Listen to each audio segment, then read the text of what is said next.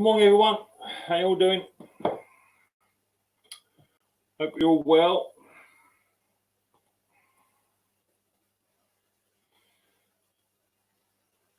I'll put the old fire on. She's a bit nippy down the old Micks Mowers shack today. She is a bit nippy. I'll tell you that for nothing. So the old fire's on. I don't know how much more gas I got in here. I'll have to get some more gas because she's a little bit cold. Hello, Haggis. How you doing? Nice to see you.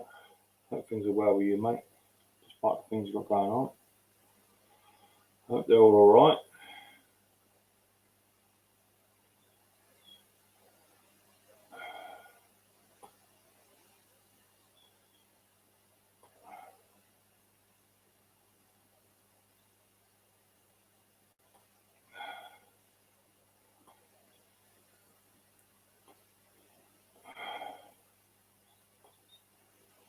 Just wait for a few to get in the old boudoir.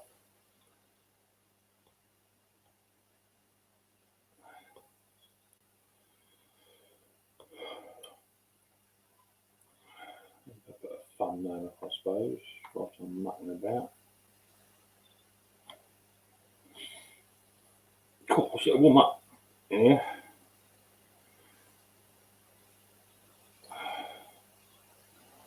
It is a bit chilly, I must admit.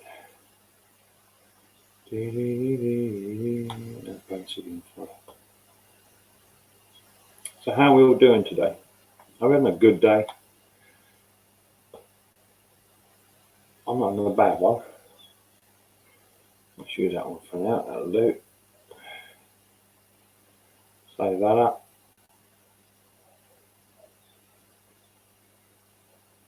That should be done. Back to StreamYard. Oh, I've got a few in here. Sorry, I was just off doing a thumbnail because I just fired the old PC up and what have you. And I had to do a few bits and pieces, turn out heating on and all that sort of lovely good stuff. Somewhere around going that way, somewhere around there, that'd be good. Haggis is in. Yeah, good morning. I'm glad you're doing better, Haggis. Glad to hear that. Who else we got in it? M and J, how you doing? Wow, you're early, says Snobby the Scrap Picker. I've not yet been to a post office. Well, hurry up, sweet cheeks. Get her done. Get her done. Fun thing to do with tech. How you doing? Hi, Tina. How are you doing? Nice to see you. Dick Skinner, how are you doing? What's shaking everybody from Texas, which is good. Isn't it your Thanksgiving today? Am I right or am I wrong? Could be Thanksgiving. Thursday, I think. Somebody scrap pick saying hi and they all just saying hi to each other, which is cool and nice to see. Nice to see everybody being friendly and everybody getting on with everybody else. I've got a bit of mail to open up, which came yesterday. I've got a couple of bits here from Roy, and I've also got a bit here from Martin, which I'm going to leave those two because I've got stuff in there for Rider Boy. So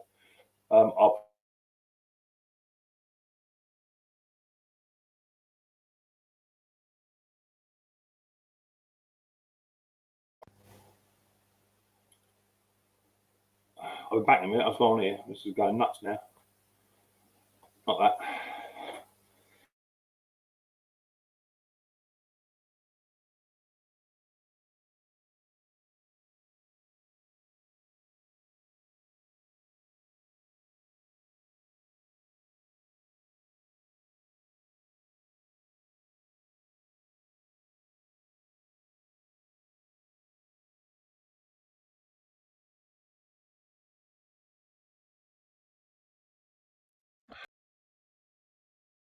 I don't know what happened there.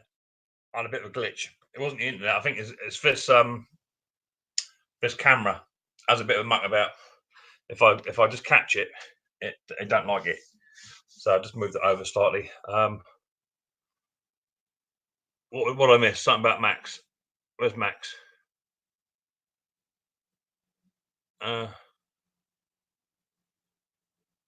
Tina did a mail call for me. Yes, right, Tina. I'll hook that up in a bit. I have been a little bit busy. Nature's beauty. Oh, Max, God bless her. In my prayers. What did I miss? Did something happen?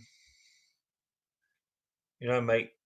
Hi, everyone. Oh, Max. Here's Max. I'm not seen you for a while, Max. Hello, everyone. I'm here with my mama in hospice care. Sadly, she's going to pass in the next few days. Max, I am so sorry, buddy.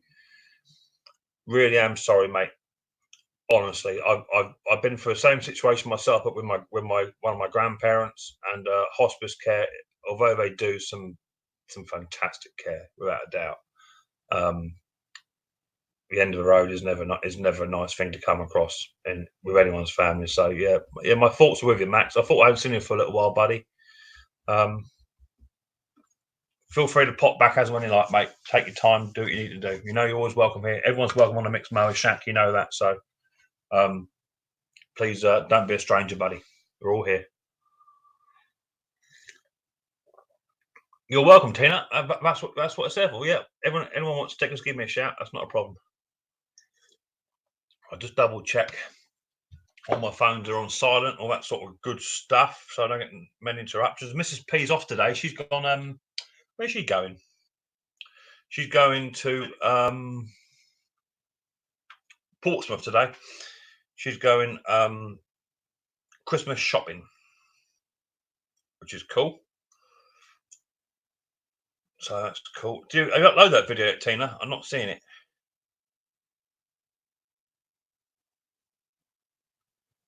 You say you uploaded it, Tina?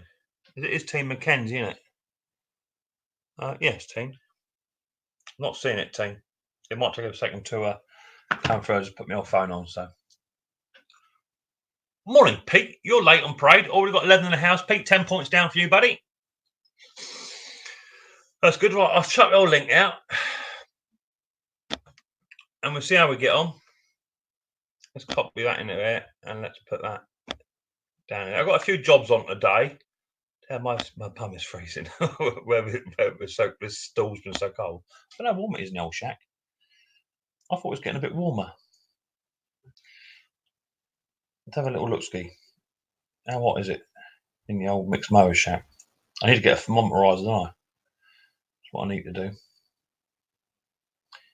It says 9 degrees, but my bum don't feel like 9 degrees. I can assure you of that.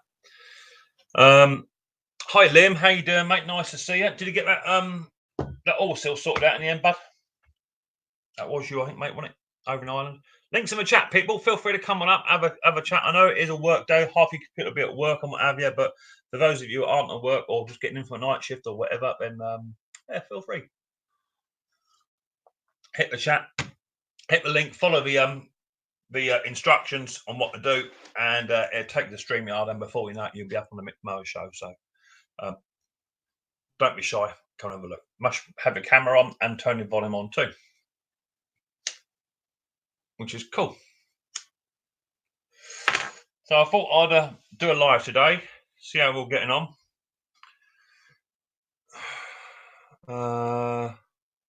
Who was that? Someone new's coming. Godfrey, hello, Mick. How you doing, mate? Nice to see you.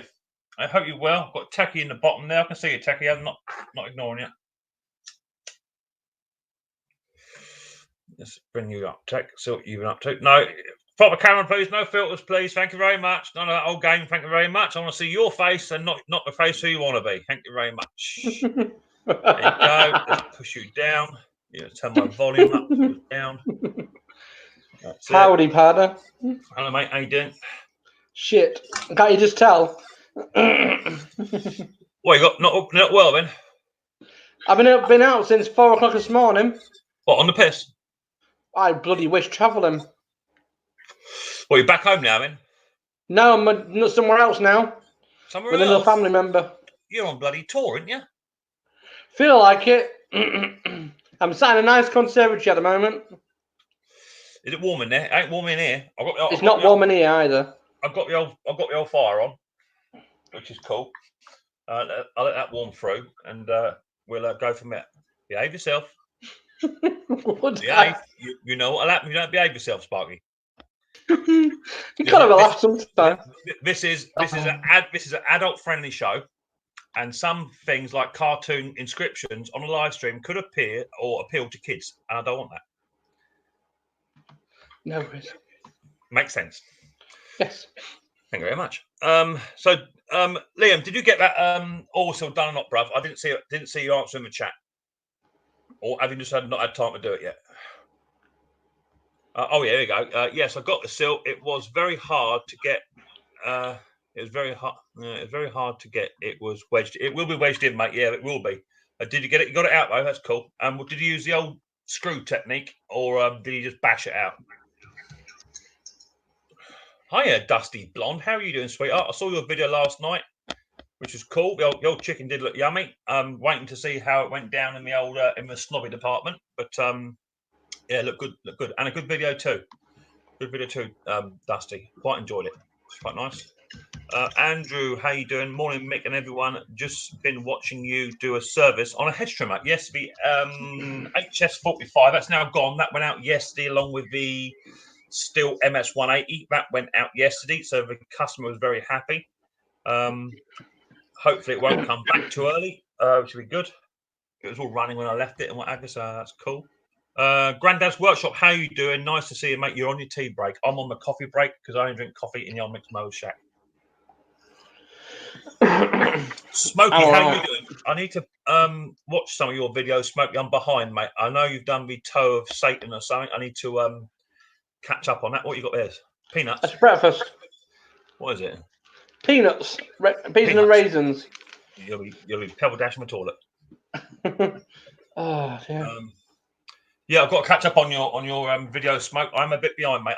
Hands up. I'll admit I am behind, but I am trying to keep up with everyone. But it's not an easy thing to do, as we all know. But I saw Dusty's creep up yesterday, and I thought I'd get straight into that and have a go at it, and that was good. Hi, Chris. How you doing, mate? Nice to see you, buddy. Hope you're as well as you can be. How are you recovering after your treatment, mate? Have you noticed with YouTube? Have you noticed your subscriptions are not showing up as fast as they used to be? No, mate, you're joking, ain't you? No. When somebody like puts a video on it, it takes sometimes it doesn't always show up when they said to put one on. Oh yeah, I'm continually getting. I go onto someone's channel who hasn't had a notification come out for about a week, and they dropped 2 videos. Oh yeah, I get all that. Yeah. That's quite common, and all the bells are ticked and everything else. Yeah. But Dusty's come straight up last night, so I got straight onto that. I'm just waiting for Chris, the Scottish Projects, to bring something out, because he keeps telling me he's going to be doing a chainsaw video, and I ain't seen it yet. I'll stay down here for the but Haggis. That's absolutely fine, mate. Not a problem. With what you've got going on your plate at the moment, mate, low profile is probably the best thing you can do at the minute, mate. Everyone is welcome, you know that, but I just can't have people coming around using my platform as as somewhere to discuss what they want to discuss. Everyone's welcome to discuss whatever they like, as long as it's in good thing. But I understand, Haggis, not a problem. So don't feel that you're not welcome, because you are. But until it all calms down a bit, mate, or you can prove your innocence as to what you want to do, then that's what it is, mate. I think you're finding that all over everywhere you go at the moment, but it'll quieten down, mate. No, you're welcome, Dusty. It was a good video, sweetheart. I enjoyed it. And they look very good. And it's nice to see you feeding foxes too, which is nice to see. Yeah, I've got 2 repair videos to do, tech videos to put up, and they'll be going up next week. Okay, cool. Yeah. And then I've got other little things to do, but yeah. But where we are in the moment, we've got really bad rain. It's the same everywhere, mate. It's the same everywhere you go. Today actually is a really nice day, but we had rain yesterday, and everywhere is just so sodden. I've got a fence to repair over here, 2 fence panels down. So I've got to get on to do them at some point. And I've got a Christmas decoration to repair today. I'm going to repair that later. And I want to do a carb change on a McCulloch, but I don't have a spark plug for it, so I can't fire it up. But I'll get that done today if possible, which would be good. So there's Dusty Blonde. I've done Chris Scottish Prep. I've done Tina. Smokey, I've done. Liam, yes, I screw it, drilled it, picked it, and then new oil seal. No leak. Had it running for 30 minutes. and didn't see any drops. Did you put any oil around the new seal, Liam? Sometimes it's quite important to do that. Otherwise, you tend to fracture it. But it sounds like you've sussed it, which is good. And I'm glad I was able to help out as well, mate. So that's what we're here about. Rob McGill, how you doing, mate? Nice to see you coming in. What else we got? Adam's in. Hello, mate. How are you doing? All right, Adam? Hope you're well, buddy. Becca, you're in. Beauty Channel. How you doing, Becca? Hi, Snobby. Nice to see you. Thanks for coming in. As you can see, I'm into beauty and products and what have you. We've got Gary just come in. Well, I've got that guy who does these slates. I've got something for the wife for the next few months. So I've got that done. So the slates is going to do me. So Bit higher, please, Gary. A bit lower, please. Can't see your face, mush. Lovely. There you go. I can see your mush. Thank you very much indeed. Turn your YouTube off or mute, please, Mel. Sweetheart. That'd be good to go. It's off. How you doing? I'm all right. How you doing? Hi. Yeah, I'm all right, mate. Yeah. I had fun with tech. What's your name? I've got It's Paul, but everyone knows me as Sparky. Sparky. Hello, Yeah. Sparky. Gary. So I just started watching your video, Mick, but I turned it off to come on here. I'll watch it again. I thought I'd just drop it. I've got another one in the wings, which is part 2 on the mower. Right. And then I shall probably tomorrow be getting on and doing the part 3 because at the moment it's on the bench, but I want to leave the lacquer to harden for about a week before I touch it. But I also forgot to put the sticker on. You know the spec sticker that tells you what year it is. I forgot to put that on, so that's on since yesterday. I've got to go and check that in a minute, see how it's looking. So hopefully, as of tomorrow, that should be okay. Get that done. Good to hear you well, Adam. That's good. Yeah, I'm doing really well, mate. Actually, dude. Yeah, I'm doing good. What's on the bench today, Pete? On the bench today would be a McCulloch curved shaft strimmer. That's the one I did a video on a little while ago. It was running fine, no problems at all, beautiful. I went back, and as like most two-strokers, you go back a couple of days later on and we don't want to start, and I just can't start it. So I picked up in my arsenal out of the Sten's catalogue. I picked up a complete carb rebuild kit, so I'm redoing the carburetor on that. And I've got a simple fix. I've got one of these. These are quite cool. Christmas decorations. This is a tapestry of Father Christmas. Nice. LED one, but the end of it's broken off. And Riley Boy was quite upset about it. So I promised him I'd fix it today. It's only a bit of dowel. I might be able to put a bit of dowel in there, drill it out, or just straight super glue at the side. I don't think super glue is going to touch it, but I've got a few bits of dowel in the old box. I'll probably just re-drill it and dowel it, and then put some wood glue. I've got some wood glue around the back here. So I'll get on and do that for little Riley Boy. He was happy yesterday because I put up the 2 inflatable Christmas decorations. We've got a Father Christmas and an elf, big 6-foot blart things. They're now outside the front door. So he's happy as punch out and got home from school yesterday. Yeah, that's what it's all about. So and then over the weekend I'm going to start to do my outside decorations.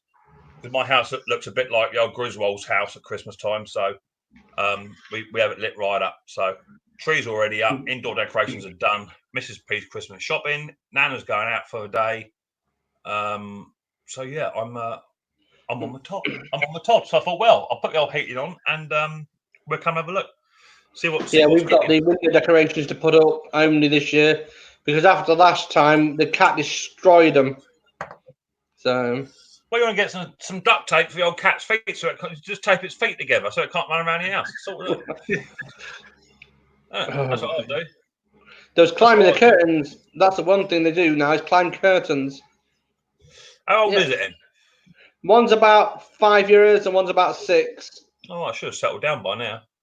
Oh yeah, we think it's because of the dogs and dogs and the other cats around us. Cats are unruly, aren't they? But, you know, they're not a loyal pet, are they? You know what I mean? They're not loyal. They do they do as they like, and I'm not into cats. I prefer dogs, but all mine have now since gone. So yeah, I'm not really into. We got a cat. We got Mickey. We lost Marmite. Have him put down the other month. He's over there next to the 3 dogs, which is probably causing havoc. So I buried them.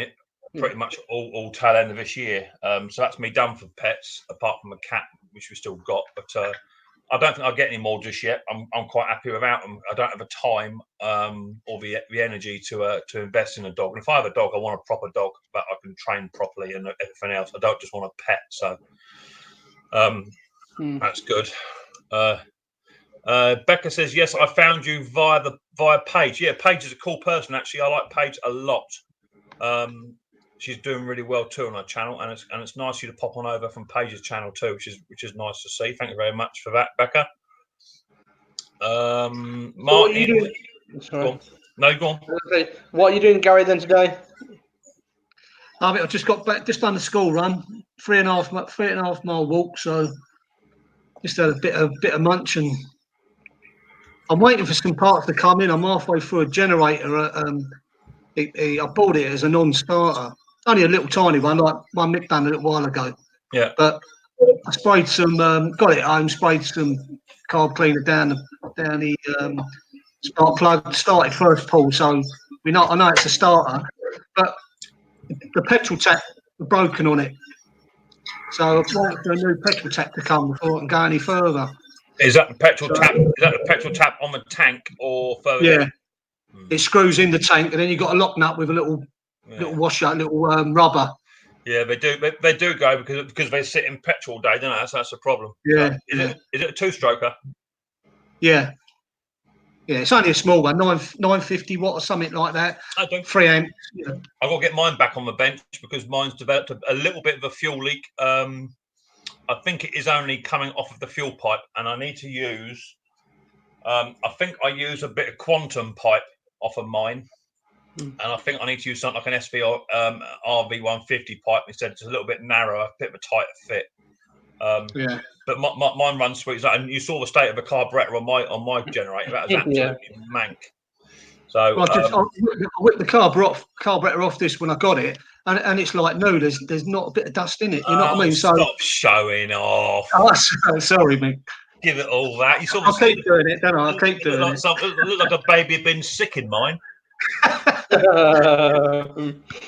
So that's good. Yeah, well done, guys. Well, are you doing if you can start doing videos or what, mate? What are you going to do? I will do, but like I said before, it's a bit because I'm sort of split between two places. Up here, I work out the back of my van, and I'll get set up because I live in a sort of upstairs flat, so I have to run a lead down. I've got a compressor and all that in the van, but you run a lead down for the compressor, and then you get halfway through a job and it starts raining, so you have to pack up and come in, otherwise you stand there and get soaking wet. You know what I mean? So it sounds much like the same problem Jason's got on J&J his channel because he lives in a flat and he ain't got no back garden. But he was talking to me yesterday, and as soon as he gets this lorry test of his done, he's looking to move somewhere with a garden and put a little shack up. Yeah. So it took me ages to get sorted. I mean, I looked at my channel last night.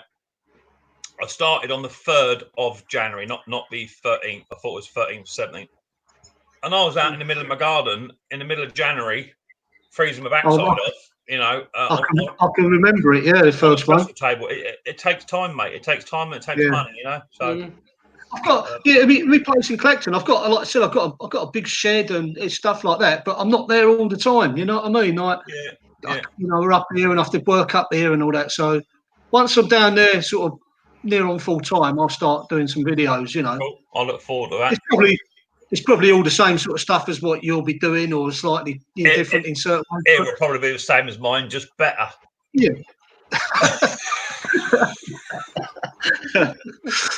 Well, it is slightly bigger, the shed, so I've got. All right, it's not any bloody rude. You can go down there for a bit to calm yourself down a bit. I tell you, I keep telling you you've got a bigger shed than what I got. What's up with you, man? Oh God, Martin Burgess is in. How you doing? I can't put decorations outside here in Tottenham. Some waste and nix them. Yeah, that's about right, mate. Yeah, I do understand. I've spent hundreds of pounds over the past sort of 10 years getting decorations and what have you up. So we're going for minimal sort of approach this year. Mainly just fairy lights around the windows, doors, and what have you. But that's what we're doing. But it'll be good. I can't wait. Yeah, Paige is a wonderful person. You're quite right, Becca. Dusty Blonde is saying hello. Oh, we've got Mojo Princess has popped in. How you doing, sweet cheeks? Nice to see you. Morning, Mick. I've been watching your recent video this morning. Nice to see you, honey. Mojo, the link is in the chat. If you feel free to come on up, mate, I don't mind. I promise I'll behave myself. Mick, I just got Martin's sticker today too. Fantastic. Well done. Good on you, girl. Mick, I'm not cold, Pete. But it is quite parky. I just waiting for the old heater to warm through. It's getting there. It was a little bit. Was it because I was doing that? It's not. I'm only got a t-shirt on. It's not actually that cold. I'm not like a made of sugar or nothing. I don't mind the old cold, but it just wants warming through. It's only 3 here at the moment. 3. And Becca's gone. Mick, it was great to catch you alive. I'll give some watch time to you. I'll try and catch you again. Going to start the coffee and the oven. Hope all is great. Thank you very much, Becca. Leave a thumbs up on your way out. Would be quite cool if you could do that. That'd be lovely. And that's everyone. So link is there again in the chat. If anyone wants it, Mojo, pop it, Princess, me old sweet cheeks. It's there if you want it, darling. Feel free to come on up if you think you're brave enough. So it's there if you need it, sweetheart. Feel free. So yeah, apart from that, I'm doing really well. I've got 21 in the house, which is cool. Nice to see. My subscribers has gone through the blinking roof. Owing to the fact I was on I sent a gift over to somebody out in Canada, a bloke called Bruce Pinder, who is super cool. Go and check him out because he is, without a doubt, the king of what he does. Yeah, I see his video yesterday. Yeah, he's a real nice gent. He's emailed me twice this morning. He's just a real nice gent. And I'm now up to 1,654, which is fantastic. Considering I was only on about 1,400 and something about 2 weeks ago. Super impressed with that. So I've got a bit of mail to open up as well. As I say, I'll you don't mind. What was that? You don't mind, but I do. Laugh out loud. I'm at work, mate. Yeah, whatever, Princess. You just keep on giving me the old excuses, darling. Martin has said, I already had to chase noisy buggers off with my chainsaw a few days ago. So to keep them away. My lord, you live in a bit of a rough area, brother. You've got to chase them away with chainsaws. Next time, says Mojo Princess Poppet, sweet cheeks. All right, mate, no worries. Sparky, when are you doing your challenge? Says Chris. I just said it. Oh, you replied, have you? Sometime in December. Yeah, we'll look forward to that. That'd be great to see. I hit the like button, guys and girls. Yeah, fantastic. Thank you for that, M and J. So, I've got a bit of mail, and some of you may have saw this yesterday on Snobby's Scrap Pickers live, but he was live yesterday. So I got a bit of mail in, and a fella actually put my address on, and he put my logo. Where is it? There it is. My logo on the front of it as well. So that's quite cool. He does. He sells these on YouTube, on eBay, and he pretty much can make anything you like within this criteria out of wood, slate. I think he's looking at doing glass as well. And I'm going to get another slate one made, but slightly bigger for my shop to outside. I got a little love letter as well. Mick, keep up the hard work on YouTube. Hope you like the coaster. We'll try and join you guys on a live stream soon. All the best. Dens the Destroyer. So Dens the Destroyer is his YouTube channel name. He's doing quite well. He's up to about 200 now. But he makes these, which is super duper cool. Which are made of slate, and it's a coaster. It's got four little bungs on the back of it. But he's actually laser-etched my logo on the front of his slate coaster.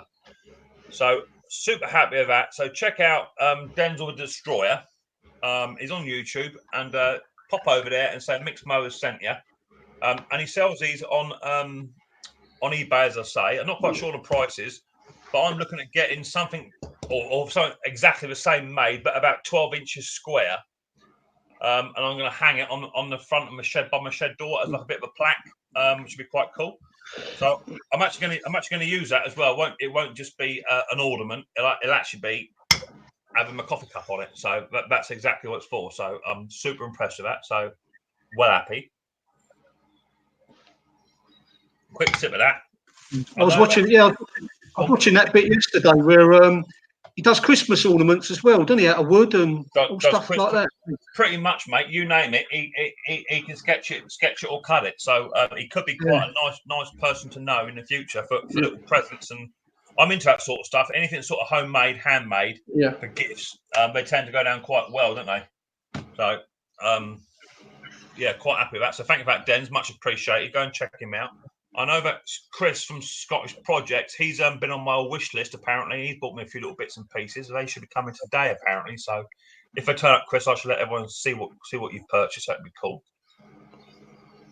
So super happy with that. Also, I will show you what Roy sent for me, not for Riley Boy. So what's in there is for Riley, I'm assuming. But he sent me a Roy the Boy sticker as well.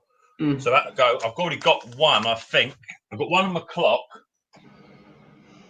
I don't think I've got one of Roy's actually on my doodad. Yeah, down there. Yeah, I remember Riley putting it on. Yeah, that's right. Yeah, I forgot. So that's a Roy's Boy one. So that can go up on the old toolbox as well. That can go just there. I might take his old one off and to give a bit of space for somebody else's because he's updated. You might need to get a bigger toolbox, Mick. Well, to be fair, it actually does me for what I need until certain machines change or the tools change. To be fair, it does me for what I want. I can take it over to. I can wheel my chest right across the other side of the Yes, shed. all right. Despite the fact my shed is smaller than yours, I can actually wheel mine across. And well, I'll just put tools all the way around mine, so I don't have to wheel anything around. That's, do you know what I mean? That's because you can't wheel anything around yours. Yeah, I'm quite happy. I can do most things actually there where I need it. So I'm quite happy with the size of my box at the minute. Thank you very much. Appreciate it. Welcome. Don't open it. Don't open it from Roy. You don't know what is in there. I always open all packages prior to shooting a video on it. Always.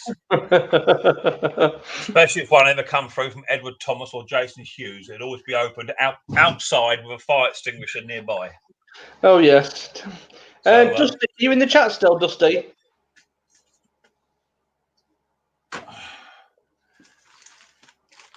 I'm pretty sure both of these. Oh, might be wrong. Maybe actually saying that. Maybe one of these is for me. I think they're both for Rider Boy though. Let me have a quick little sneaky peek. Yeah, that's for Rider Boy. That definitely won't fit me. Let's put that back in there. Rider Boy can open that up later on. And what's this one? Oh, it's a bit blinking bright. Oh, it is for me. Yeah, he did buy one too.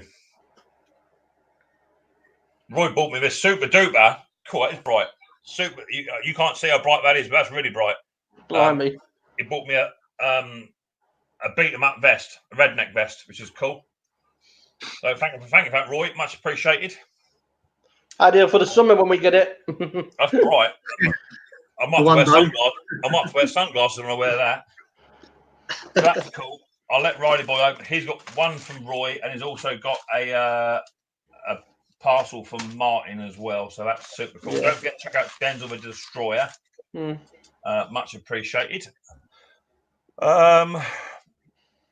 These have got hi Mick, Tech, Gary. How's things? Things are good, actually. Yeah. Things are all good. Thanks. Yeah, chilled out, relaxed. Yeah. So I'm going to get on the bench next with my Christmas decoration I've got to fix. So feel free to talk amongst yourselves. Yeah. Whilst I endeavour to. Snobby, can I just say something? If you get a chance to speak to Dusty, right? Oh, okay, be right back. Okay. I know Snobby was all right going down the post office, apparently. Yeah, that's fine. He said you're early. I need to pick up. Does anyone know where I can get these from? What, power packs? No, I'll show you, sweetheart. Hang on. Bear with me, darling. I'll show you in less than 2 seconds.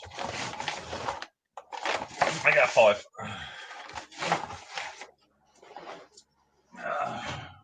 Anyone know I can pick these up from? These are AA battery packs. Let's have a look. Yeah. RS components. RS components. Yeah. All it is, this is what powers the old taxi. I got one on the mains and one on the battery. I don't like having it on the mains. So I need to pick up one. What you do is wire the positive and negative up to a power pack. Done. Another power supply, the same voltage. Hey? When you get another spare power pack, you probably have one around the house somewhere. Well, like that. Yeah, no. One you plug in the mains. You wanted to plug in the mains, didn't you? No, I've got one that is on the mains and one on the battery power pack. But I want them both on a battery power pack. Yeah, yeah. You can get probably the same power supply from RS as well for it. You don't need to worry about the power pack then. Right, RS supplies. Yeah, components. Yeah, RS components I use. RS components. Yeah. I'll make very good. I'll make a little thing of that. Because Maplins used to do them, but Maplins is not like the old Maplins. Right, I'll have a look at that in a minute. So yeah, I've got to do that. So all it is just snapped off. And Riley Boy was not very happy about that. I would personally put it's got, like I say, screw in, cut the head off, and then do the drill hole and put the put a thing on it. Well, I was going to actually dowel it. Dowel it and stud it. I've got some dowel somewhere. It might even be up in the other shack. I've got some dowel somewhere. Yeah. So I'm just going to drill it out. Sparky, is Maplin still going online then? Pardon? Maplin's online. You can, or have they finished completely? Because I know all the shops are shut, ain't they? Yeah, or it's online only at the moment. But the new guy who bought it is getting a new shop open up in January. Okay. So it's going back to nationwide. Basically, the company in what's it called? The net going around the world, basically. But the company is using it as a part of another tech company in America. Oh right. So it's going to be I remember the old Tandy's. Absolutely fantastic place. Tandy's was. Yes, I got my first scanner from there. Snap. Same here. And it was. I've still got it there actually. Yeah, I've got the old CB from there as well. Yeah, I picked this up the other day from someone gave to me an old Rotel. Oh wow! RV230. It works all right. I've got a CB myself, and I've got scanners. So yeah, I've got this little. That's nice. One. That's the real Uniden, isn't it? Uniden. That's a Uniden, yeah. I think it's a 232 or something. USC 230. It's programmed for aeroplanes and RNLI. But this one it's all programmed for. If you go to Brands Hatch, you can listen to all the pits on it and all the walkies and stuff like that. Yeah. Got a bit of doweling. Nice bit of doweling. I'll get it repaired for Riley Boy. The old Tandy place. I miss that because when Tandy was available, it was good and it was cheap. Yeah. Who's that? We talking? Tandy's. It used to be Tandy's. Now it was Maplin's. Wasn't Maplin's a bloke who founded Butlins? No, Maplin's Electronics. Oh, Maplin's was on bloody High, wasn't it? High, Mick. All right, Gary. I knew I heard it somewhere. I was trying to think, I knew I heard of it somewhere. It's still good though. I like IDI. Yeah, I like on the buses.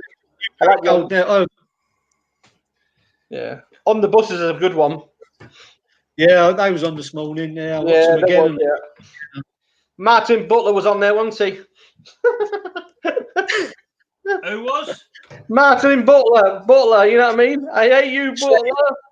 Stan Butler. Yeah, that's the one. You'll get yourself into trouble, Sparky. I'm only saying on the buses. I'm not saying anything nasty. I'm just saying on the buses, and I wonder You where know what Oliver happens? You know when other people started poking Martin with a sharp stick. You know what happened? I know, but I'm on about on the buses. It's fantastic show. Yeah, I know what you're saying. I know. I wonder where Olive is. You know what I mean? I don't know who the. Yeah, Olive. Yeah, Pete Ford said it. Yeah. I know where you're going with it, mate. And I'm telling you, if you poke people with a sharp stick, you get poked back. You know that? Yeah, quite used to it. Well, you've got to be open, haven't you? So. Yeah. Poor old Roy, he copped it for bloody weeks.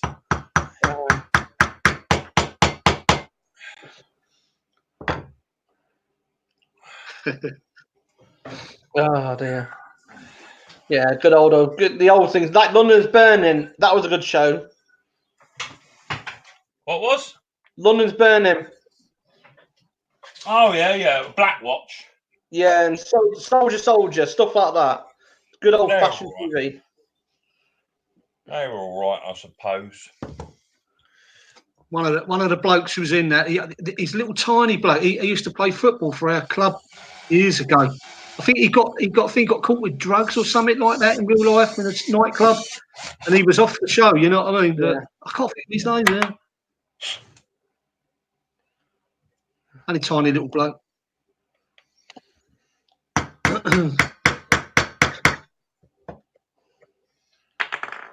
Blakey. Yeah, they don't make the shows like they used to. That's for certain. No. Pete Frouse is the conductor of classic. Steady on, Pete. Steady on, Pete. You'll cop it next. Yeah. The only problem is there's nothing on TV like the old days. You know what I mean? Do you know what? All this. I can't get me head around. I haven't watched TV. I ain't watched proper TV for I can't think how long now. Yeah. Don't you watch Talking Pictures, Mick? All the old films. No, mate, not really. To be fair, I'm more into Netflix. To be fair, yeah, I'm more into Netflix. Only because I suppose it is TV in many ways because they do like BBC. Yeah, it's all the box sets and that on there as well, isn't it? So I suppose I do watch it. You know, that's a lie. I say I don't watch TV, because I do. But it's a question. I don't really watch like just normal standard. I don't think I don't think my TV's been on for about 3 weeks. Yeah. With regards to just putting on normal TV. Now, should I super glue that or should I wood glue that? Because I think that's plastic. I'll super glue it. I think I download all the American programs, like Cars, Fast and Loud, that sort of stuff. Yeah. And anything to do with Alaska, where them living out in Alaska, you know what I mean? The last of the Alaskans, and I find it fascinating how they survive. Only problem, I started watching that. What was the name of that bloody family? Bushmen or something. Oh, bush people, mate. Alaskan bush people. I started watching that, but it's all bloody fake, isn't it? Yeah, they go from town to town, from different things. They're in somewhere else at the moment, up in the mountains, just built their houses and all that. And you think, this can't be real. No, it ain't real. It's all bloody fake. They live out in the wilderness, and one of them's an alcoholic. And you think, well, how's that come about then? You know what I mean? Yeah. They live off the land, but he's got access to the local golf license. Drinking too many bloody moonshine, I expect. Yeah. Right, there you go. That's that fixed for little Riley boy. Nice. That's it.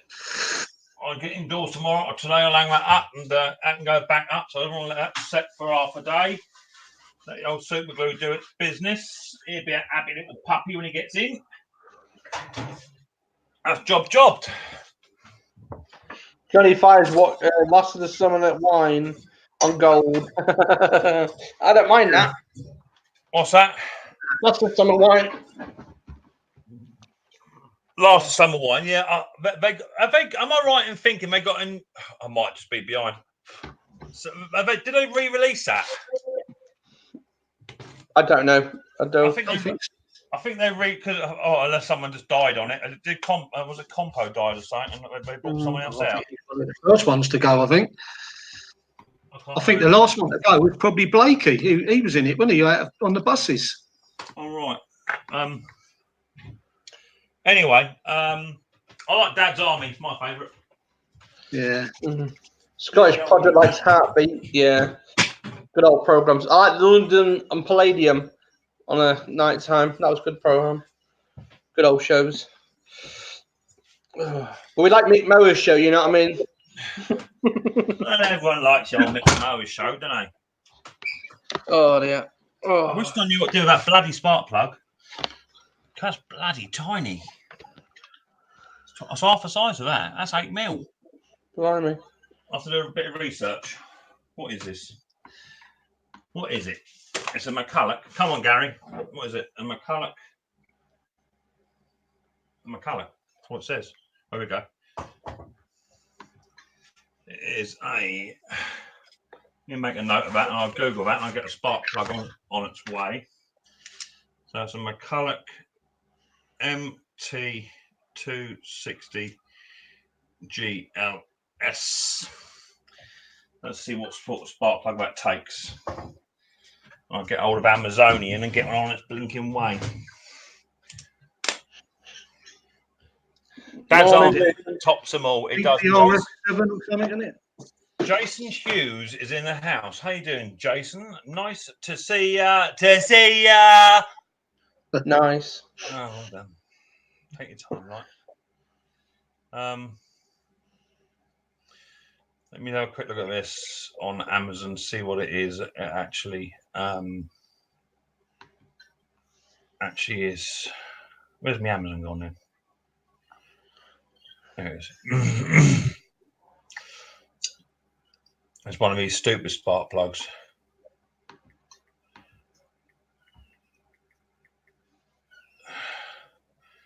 And I want it's for a MT260 GLS plug. You'll probably find it next week. Yeah, I got a feeling I sold it when I sold the Kawasaki. I think they're the same plug. Did you say GLS or CLS? CLS.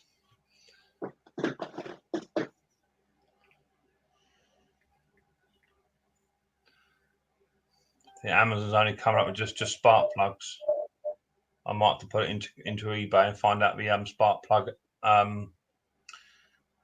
itself on eBay. It might be an easier one. Are you doing as well, Gary? I'll just put the model number in and see what comes up, but it's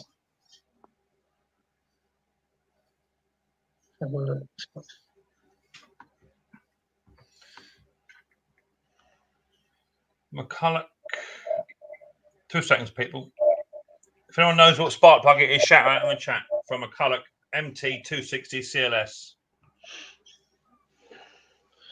The only problem is, Andrew, if internet wasn't working, you use a catalogue. That's the old days. Going through loads of catalogues, looking through his stuff. Yeah. When you're looking for a resistor or something, going through a catalogue's not good, not fun. All right, here we go. Pants. So McCulloch do one, and it is the tech one. You know the Torque spark plug. I hate them. Oh, you don't like them? No. Torque's one, do one. MT 260 CLS, T260 CLS spark plug. So do one on the Torques. But that's the only one that they do. I want an NGK if I can get it, or Champion to be nice. Come on, people, find out. I'm working, but still. All right, Jason, otherwise that's fine. There'll be a loss of internet down here, or pull the old plug out. Yeah, well, it would be as easy as that, diesel guy, if I knew where the old plug was. So you see, I think it's the NGK BPMR7A. Let's have a look. Or champion RCJ7Y. Slow down, sweet cheeks. NGK. BPMR78. Try that one. MR78. No, it ain't because I'll tell you why. That's the same spark plug where I put in the HS45, and it's bigger than that. Do you know what? I'm just going to order up the Torx one for it, because honestly, that is tiny, and I mean when I say it's tiny, I mean that is tiny. I've got a spark plug here. That's the wrong one. I'm not looking for that. I'm looking for my calipers. I don't remember drawer. Now I remember. I was just starting to remember where I put stuff. So I've got a spark plug here, which is what's the champion code for that? RCJ7Y. Oh, it could be. Let me make a note of that. Give me that code again. RCJ7Y. That's the champion. Well, I've got this spark plug here, which is tiddly.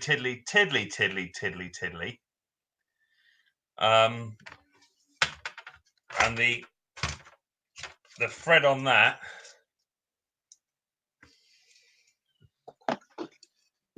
is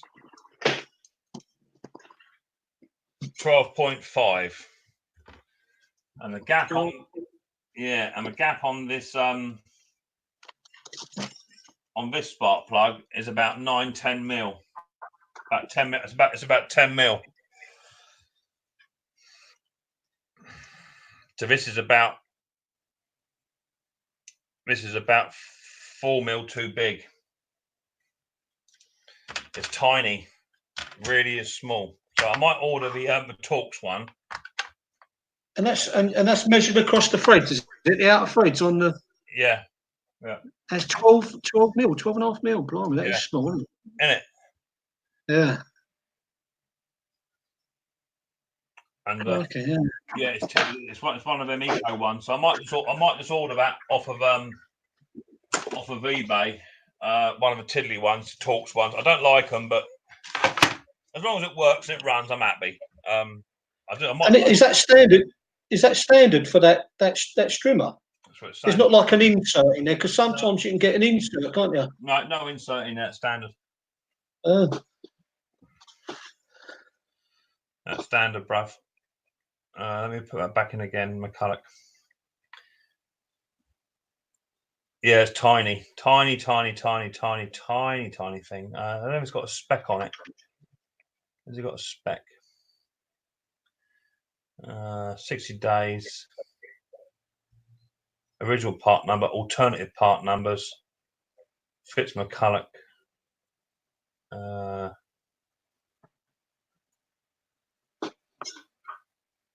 it's the only one. Doesn't give a spec on it. I'll order that up anyway. That's on its way. £7 for that. Nice. £7 for one plug. Can you believe it? Text on the phone, mate. £7 for one spark plug. Don't that make you sick to the teeth, Gaz? Yeah, £7. Because an NGK one would cost you about £3. Right. That's one of the reasons why I don't like them. Anyway, I'm going to take the carburetor off of it because it's not running right. So I'm going to do a carburetor change on it.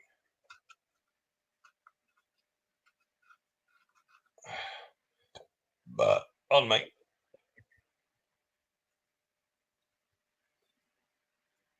Hi Roy, how you doing? Thanks to me super duper luminous vest, Roy. I got my vest out of it, but I put it back because Riley's got his bit in there and all, so I put it back together. But I've got my that's really bright, isn't it? That's really green or yellow. Damn, it made me eyes squint.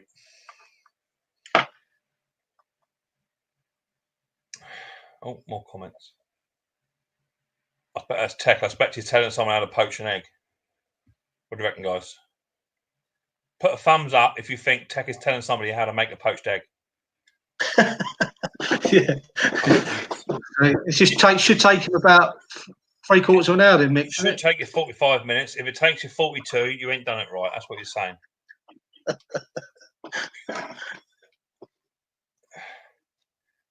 Yeah, it is a rip-off, Pete. Eggnog. Yeah, it is a rip-off. £7 for a spark plug. Anyway, that's what it is. So I'm just going to take this carburetor off of this McCulloch. I'm going to bring it down so you can see what's going on.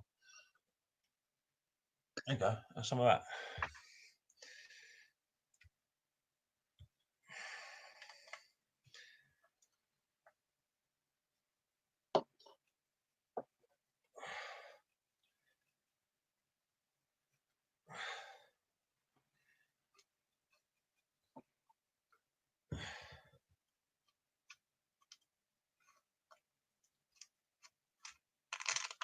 Oh, what was that? Oh, that's the old carb gasket. Let's get a magnet tray off.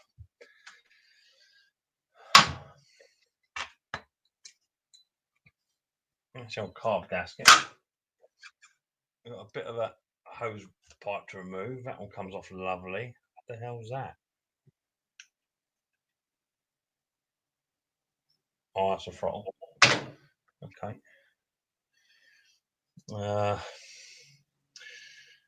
I want to remove all of that. Really, that'd be about an 8mm, possibly a 10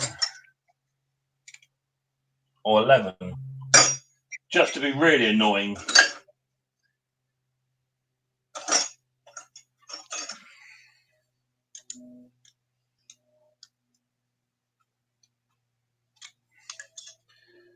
Are you still looking for it, Gary?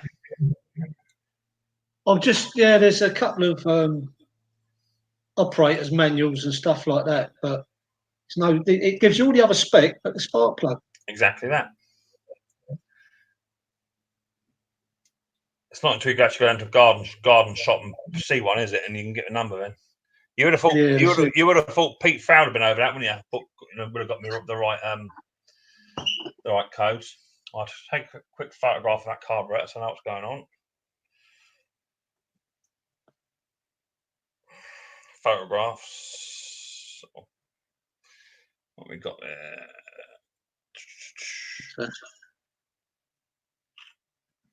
So that Scottish project saying it's not no laugh, Mick. He had to go to explain in a cafe how to poach an egg, and they said go in the kitchen and make it. There you go, mate. See? Yeah, I was on to my friend's daughter just rang me. Oh yeah. Yeah, she's just done her ankle in. Oh dear. So she's hobbling at the moment. I've told her to strap it up and literally rest it for a few hours. I wouldn't strap it. No, she's had this problem before, so yeah, the doctor said just put like a wrinkle bandage on, and that's what she's got to put on. Yeah, they recommend not to strap them now. They recommend the rice. Rice. Yeah, I know that one. Just rest, eyes compression and elevation. Me old sweetheart. Yeah. So yeah, that one's not too bad. And then she's a lesbian, so nothing wrong with that. Nothing wrong with that. No, she's just got criticised on a bus, sat on a bus with another female, and yes, the cat kissing and cuddling, and somebody had to go with her. All right. So I just walk away from it. My little friend would literally start snapping at people. She's 21, but she's still my little friend. You know what I mean? I've known her since 19 years of her life. Yeah. I hear ya. Oh, is Snobby come back yet, or Dusty come back yet, or they've gone out yet? To be fair, I've not really been watching. I know. Rudely. What are you doing now? The motor? Are you doing the engine stuff? I've got a carburetor which is mucking about, so I'm gonna try and rebuild his carburetor. Because I just can't get it to start, so I bought a carburetor kit. Hopefully it's the right one they've sent me, but I very much doubt it. It's probably the wrong bugger. Where'd it go? There it is. Carburetor kit. So I thought I'd do a change on this. Mm. What was that? Daily Walker. How you doing, mate? You just popped in with Dale. I'm up your depot tonight, Dale, I believe. Where is he? Yeah, morning, Dale. Yeah, I'm up your depot tonight, mate. I'm Christ Hospital to Marlins, Dale. Is that right? I think tonight. So what's wrong with your PC then, Pete? Do you need another motor? Whose PC is playing up? PC for Pete Ford or Ford Frond or whatever you want to call it, yeah. Is it your PC or my PC, Pete? Are you having problems with something? My internet's rocking and rolling, so it shouldn't be me. Hey up, Andrew. How you doing, Andy? Nice to see you, mate. We're all high things. Don't let people be. Yeah. Is it your PC, Pete? Is it your PC, Pete? Dear. Man, yeah. What do you reckon then, Gary? What do you reckon? What's that, Mick? Why it ain't working? Why ain't it working? Same old problem, innit? It's either bit of crap in it, bit of diaphragm. I thought pipes. Can't remember. Oh, yours, Pete. Okay, I can't remember if I've actually had a diaphragm off this.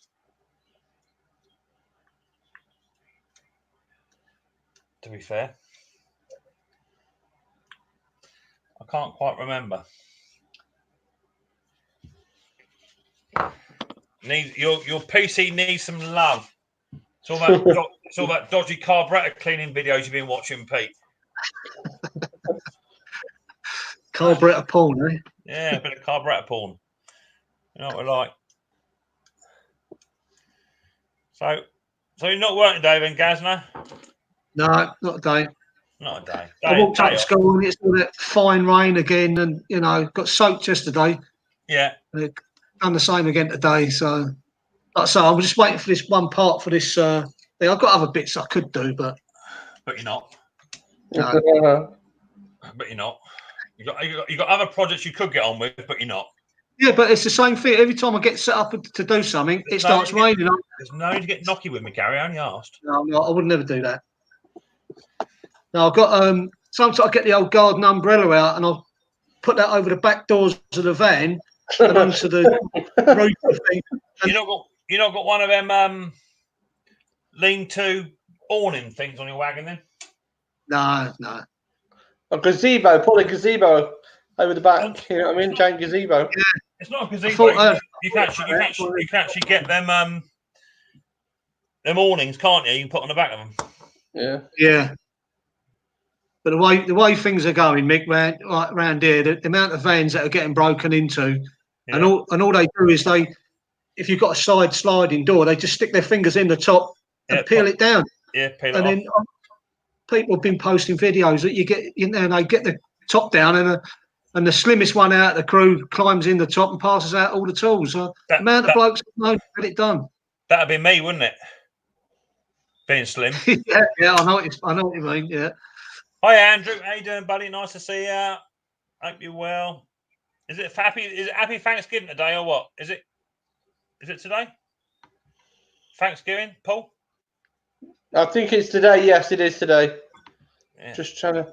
I want to get something off here for you because. Give me 1 second. Gonna get a thing to. The thing I wanted to tell you, and I want to get the right words for a second. Give me 1 second. Well, yeah, because if you don't get it right, I'm only going to rip you to pieces. Right, there was a guy, right, today, right, has lost his business, all his business today. He's a kitchen fitter and he's a builder. He's lost his complete van. Basically, it was nearly 10 grand's worth of tools gone. Oh, really? Yeah, my mate PM'd me this morning. He said, have you seen this on the news? I said, I haven't seen it at all because I don't watch much TV. Yeah, it took him literally 4.5 minutes to get in the van. Yeah. Literally, and they took the van. All his tools are set up, everything. He was about to just go out that morning. He just filled it up from the garage straight to from his house, from his garage straight to the van. He was about to just collect his lock up and everything, and literally, and they just took it. Yeah, that ain't good then, is it? So yeah, and apparently the insurance says you shouldn't have filled the van up until you've actually going to go into it. Well, he's just insurance people are just so stupid. Unfortunately, if you're a tradesman, what are you supposed to do? Supposed to take your stuff out. Yeah, well, he did take it out and he put it back in. Yeah. He was going to work. So yeah, they must have been watching him. They must have been. Of course they were. Yeah. All right, guys, you've blown off or something. Hey? You just blown off. I heard someone go, oh. No.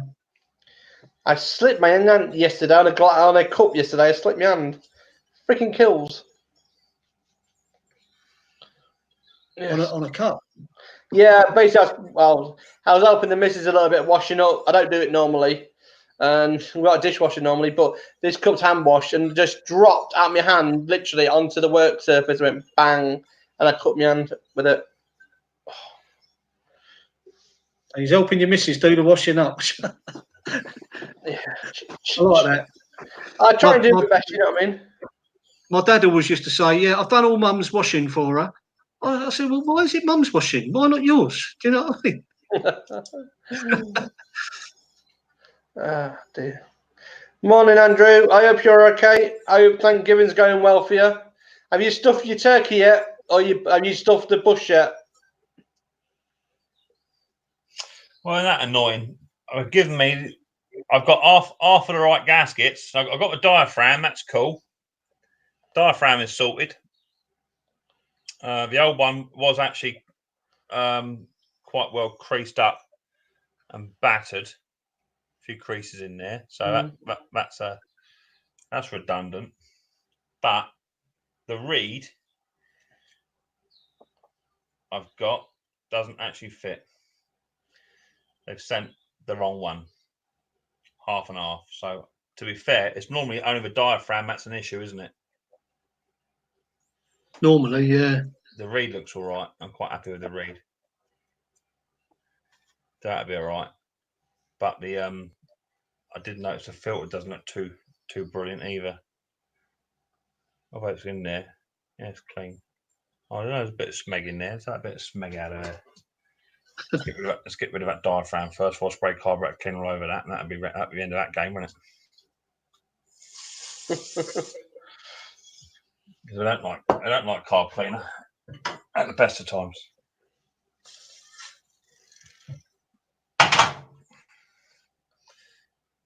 That's better. Right. Now we're cooking with gas. That's what I was going to ask you, Mick. You sent me that link for that Stens catalogue. Don't tell me it went to a motorbike thing. No, you sent me another one for the to order the catalogue for the actual lawnmower parts and all that. Yeah. You emailed me the address, but when you go on it, it's sort of all American. So it's asking for a zip code. Right. I'll ring the fella up. I've not had a problem. I'll get hold of the fella. I'll ring him up today and I'll tell him to sort his shit out. Yeah. So you want a UK application? I'll tell him I've got 35,000 people want a calendar. I want a catalogue off him, and we can't order it. So yeah, he's losing business. Yeah. Right, so I'm only going to be replacing a diaphragm on this one. The rest of it looks all right. I'm convinced that was what the problem was. That old diaphragm looked absolutely shot to me.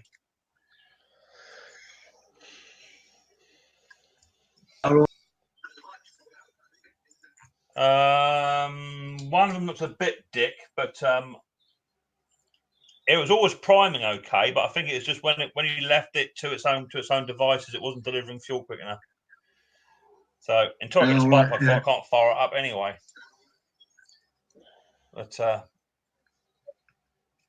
light fingered gits, yeah. I've done a job at Pullman Rail in Cardiff. Do you know where Mick Pullman Rail? I have heard of Pullman. Not overly familiar, mate. I'm down south. Yes. Have you seen that video that Martin Butler posted with that engine that's running with the spark plug disconnected? Yeah, that's from good friend Malcolm Lincoln. Yeah, Malcolm Lincoln. Yeah, he's Malcolm Lincoln. Yeah, it's the old Briggs engine. Yeah. Took the HT off it, and it's still going. Yeah, unbelievable, isn't it? Still ticking over. And he did a coffee grinder as well with the engine as well. Yeah. Coffee grinder. Yeah, he did a coffee grinder, corn grinder, and coffee grinder. He did all that kind of thing. Oh, yeah. He was making flour off his Lister, wasn't he? Lister engine. Yeah. Right. I'm not bothered changing any of the other parts yet until I know what's going on with the spark plug. So I'll put them back. Isn't that annoying? They sent the wrong bloody thing again, and that was Sten's actually. I think it was Sten's. Do you know what? It may not have been. I'll double check. That may have been Ching Chong China. Actually, yeah, because Sten sent me the one for the partner, didn't they? That's right. Yeah, that weren't Sten's. That was Boston China. But it's not even right anyway. I think they just sent me a variant of different carburetors, gasket kits. So I'll keep all them anyway. They can go back in the old tub.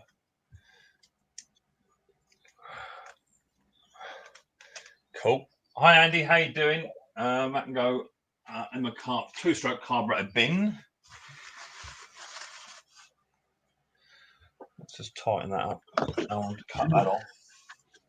Cut that off. So it's Thanksgiving. You've got to watch Planes, Trains and Automobiles on Thanksgiving. Have you ever seen it with Steve Martin? It rings a bell. I watched it the other day because there's a bit in it. I was telling my boy about it, so I downloaded it and watched it the other day. Planes, Trains, Automobile. It does ring a bell. I must admit, I've heard it. Steve Martin. He's in New York on a meeting, and he has to get home for Thanksgiving, and he can't get home. And it's with John Candy. Do you remember John Candy, the big fella? Died? Oh yeah. I know. It's worth a watch, blimey, I tell you.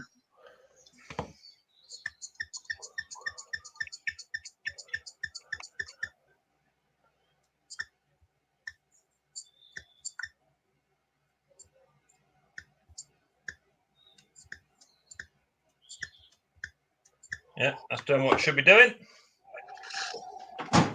Good. I must turn that fire off in a minute because my back's starting to get sunburnt. All right, Roy. Have you got a spark plug out or something else that are fitting, Mick? No, mate, I ain't. And I think it was in the old Kawasaki. That's what I think's happened.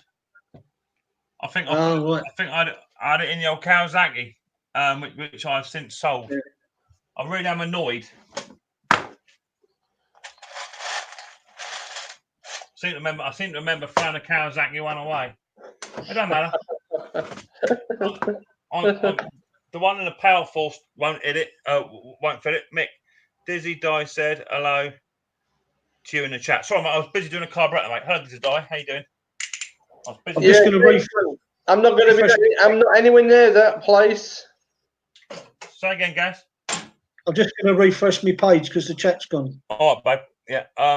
Yeah. I wasn't watching the chat. While I was head down, arse up doing that carburetor. You know what it's like when you're doing carburetors, Roy. You've got to keep focused, didn't you? So I'll have that back up now. Here comes Gary. All right, guys. Put your camera on, buddy. No camera, guys. Can't see your camera. I'll bring up because you did refresh. See what happens. There he is. Now, one thing I am concerned about is that this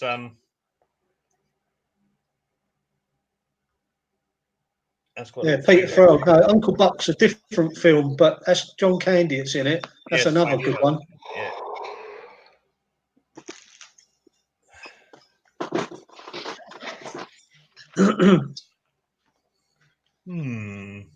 I don't think. See no evil, hear no evil. Yeah, that's a good one.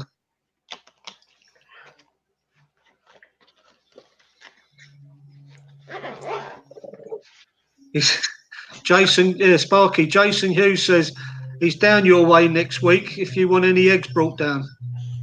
I'm about, what, 7 hours from that destination where he's just mentioned.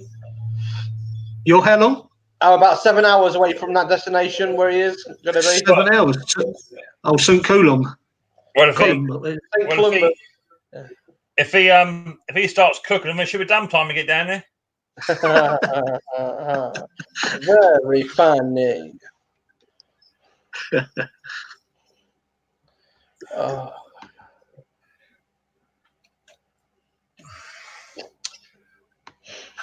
Oh, dear.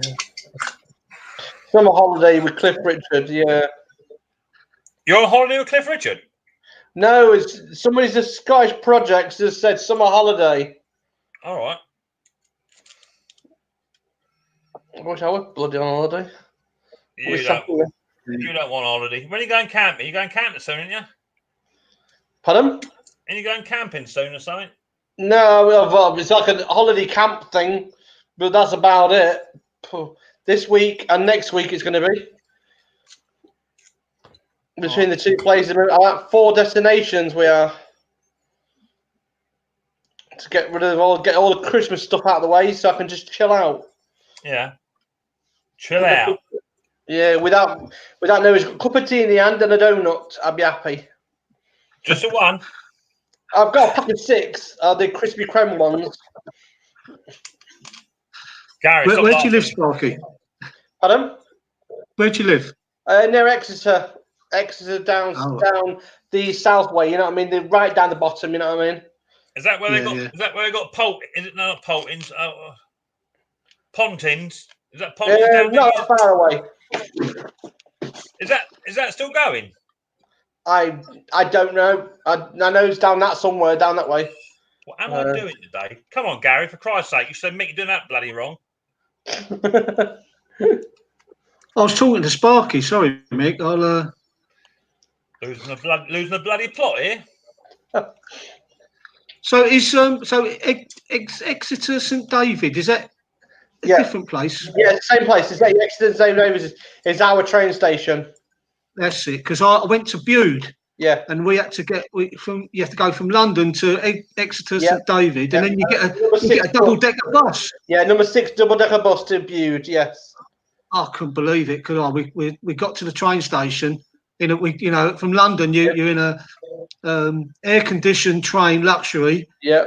So we had a couple of pints. There's like a hotel on the corner somewhere across from the station. Yep. And we had a few pints in there. Yeah. And then we get on this bus, and I didn't realise it was packed. And we're sitting upstairs, and I thought, oh no, I bust into the toilet. 2 hours. Yeah, we go to Bude regulars clockwork normally. I've got a couple of mates that moved down there about 10 years ago. So we went down for a 60th. What was the name of the pub? Something Arms. Brendan Arms. Brendan Arms, yeah. That's it. We stayed there for a couple of nights. Fantastic place, yeah. Yeah, nice the old place. lifeboat cottage opposite. There's an old lifeboat cottage opposite on the canal. Oh, right. Yeah. So, yeah.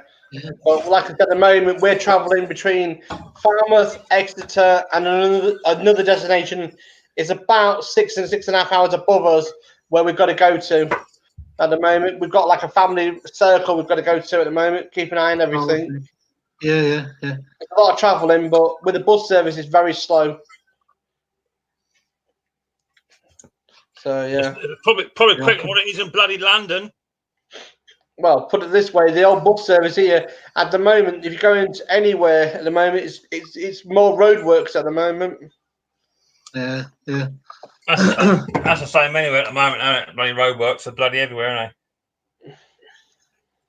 It's like you can't get M&J Garden Services says, Pete, I need his bloody help.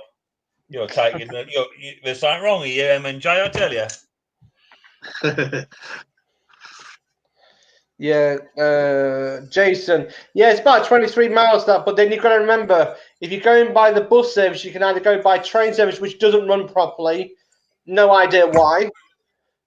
Sometimes occasionally stop trains and you can't get that way. You have to go by the coach. And then you can't get that way. then the family have to pick us up. Then it's just the system at the moment. This time of the year is terrible for a lot of services.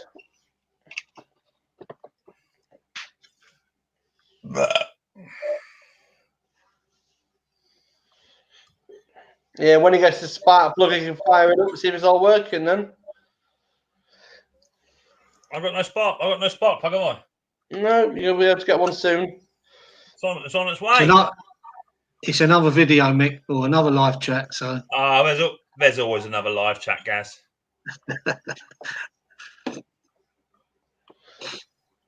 Now I got something to make you laugh. I got me SIM card data through.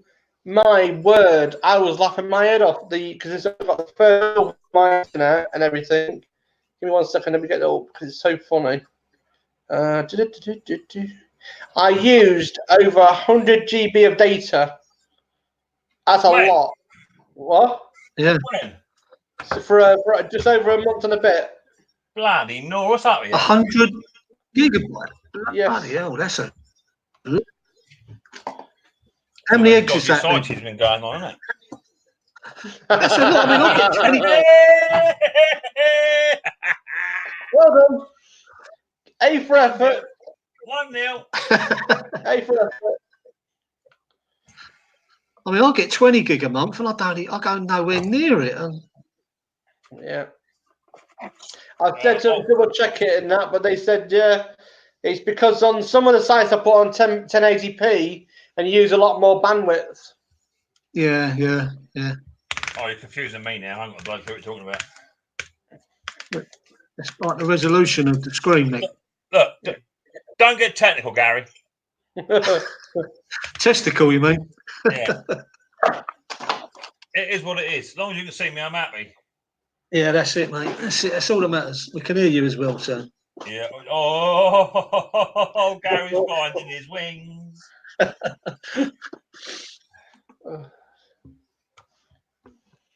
let that evaporate off.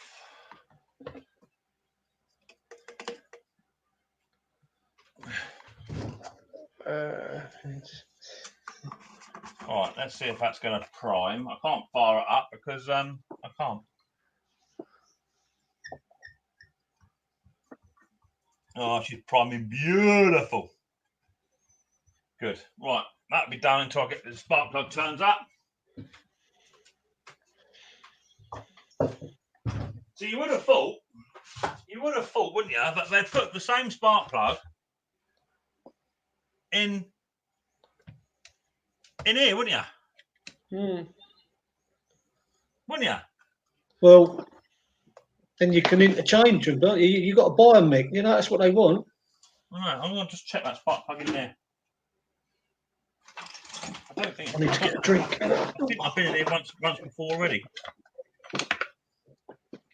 What's that? Looks like a 19 in there.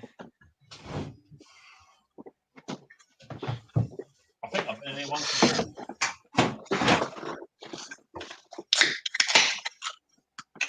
You're starting on a bit already.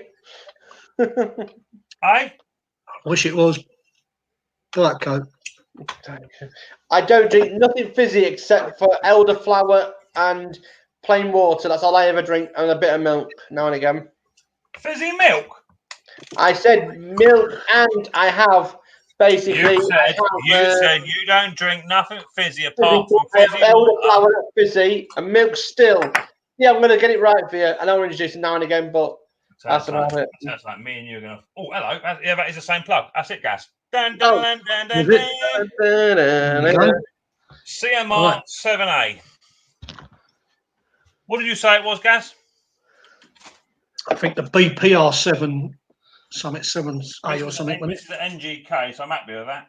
Where are we? GLS, that is the NGK CM. I have tried one can of Coke every other day or something. I normally drink water, but my mate drinks them 2-litre bottles of Coca-Cola, normal Coca-Cola, every day, 2 or 3 of them a day. So that's not good. A bloke I know was doing that, and he was gulping it down, and he found out he had diabetes. Bloody hell! And is it the normal Coke or Diet Coke? Yeah. because I drink the old you know, to drink that sort of stuff every day, it's really not good for you anyway, isn't it? Oh, come on, Gary, you can't eat too much fish, not enough salt, no chocolate. You can't have a roast dinner on a Tuesday. You know what I mean? And you certainly can't drink enough beer. So you know what I mean. You know what I mean? Yeah, they're 10 mil. They are, Gas. They are 9.8. They are them Freds. Really, that's tiny, isn't it? Blimey. Yeah. Tiddly, isn't it? Right, let me put that away. Oh. Little sunshine coming out. Yeah, it's not up here. It's Hey? Not up here. It's a little bit green. It's lovely down here. The sun's coming out. The sun will come out tomorrow. How's that sound, Gaz? Oh. Does that sound familiar? Go on, Stereo, Gaz. yeah. Stereo. Mother Brown. Knees up, Mother Brown. Go on, Gaz. You need a piano. My brother-in-law is a music teacher, and he always sings that song. It will come out tomorrow. Yeah. Awesome. It's getting nice and warm in here. Ooh, nice. Ooh, nice. What's nice? Oh, no, just somebody sent me something. Is it a GoPro you're going to send me? No, I've just been talking to someone about getting some security cameras set up. So we just got it sorted. Oh, yeah. All right, David Young, how you doing? Nice to see you. The saw runs now. Needs a tune. Oh, good on you, Pete. Well done, mate. Yeah, tune her up, buddy. Tune her up. Tune her up. Well, because Amazon's doing 2 cameras for 30 quid. So we've just ordered them. Cool. So, yeah. Oh.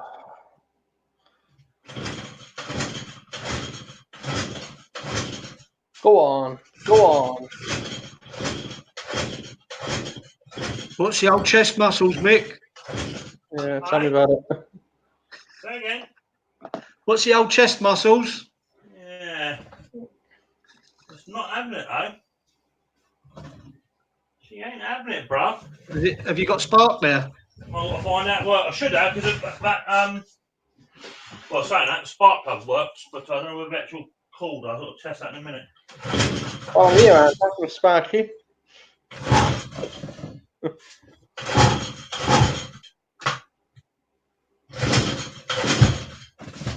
You don't want to know.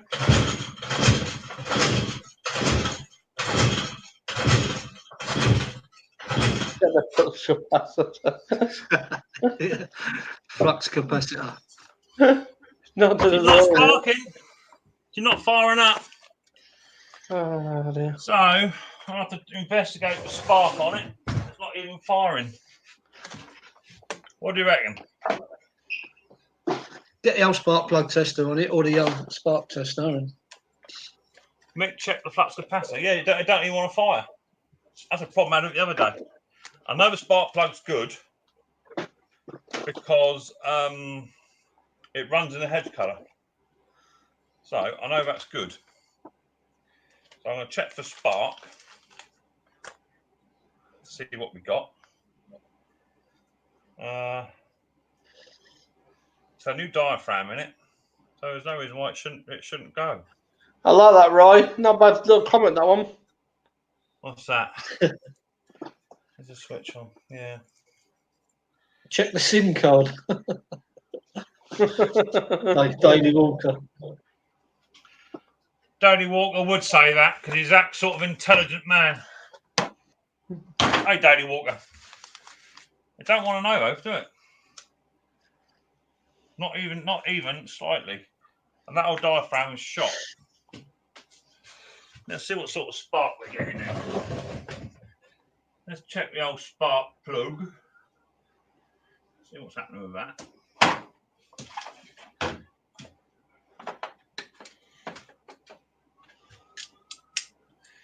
See if we're getting a spark.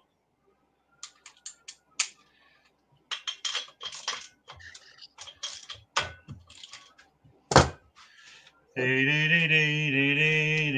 look. Bit too much.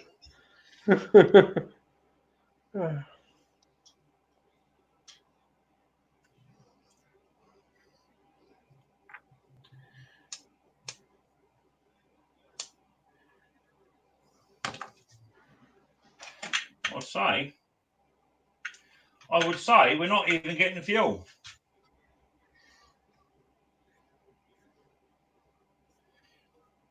Is what I would say.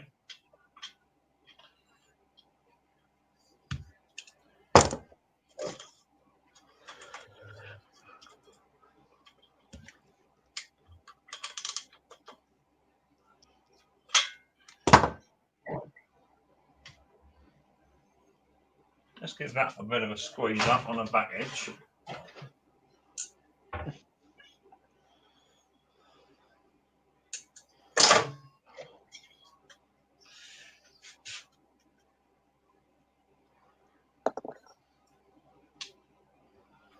Here it'll go. I don't think it will.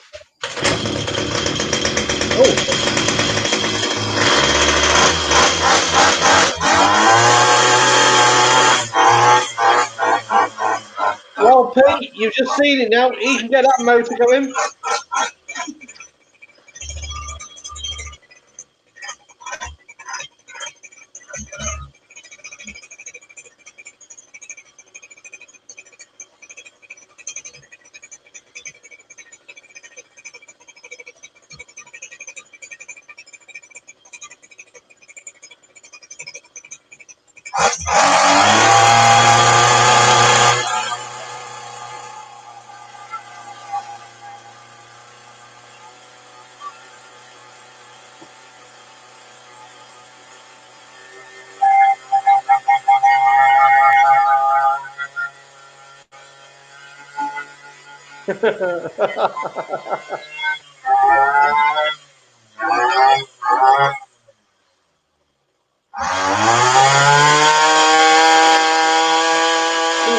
Sounds nice.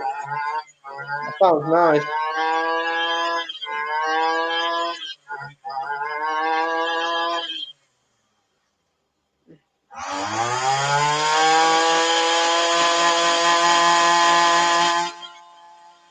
Sounds good. Sounds good.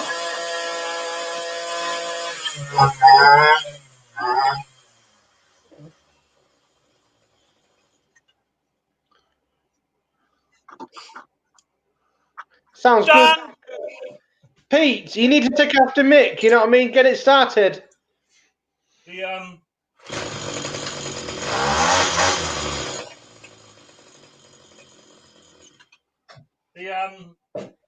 carburetor screw for the high revs was wound all the way in. Yeah. So someone's been having a bit of a play with it. That's why I didn't want to fire up, I think. It's a bit like chainsaws when they don't fire up, you know what I mean? They send them to you, you know what I mean? Whoa. Come on, Sparky. If you're going to throw the old challenge out there for spark plugs and for chainsaws, I'll send you a chainsaw, mate. Let's see how you get on with it. I won't do anything like that. I'd rather stick with what I know best. Electric. Electronics. I don't mind.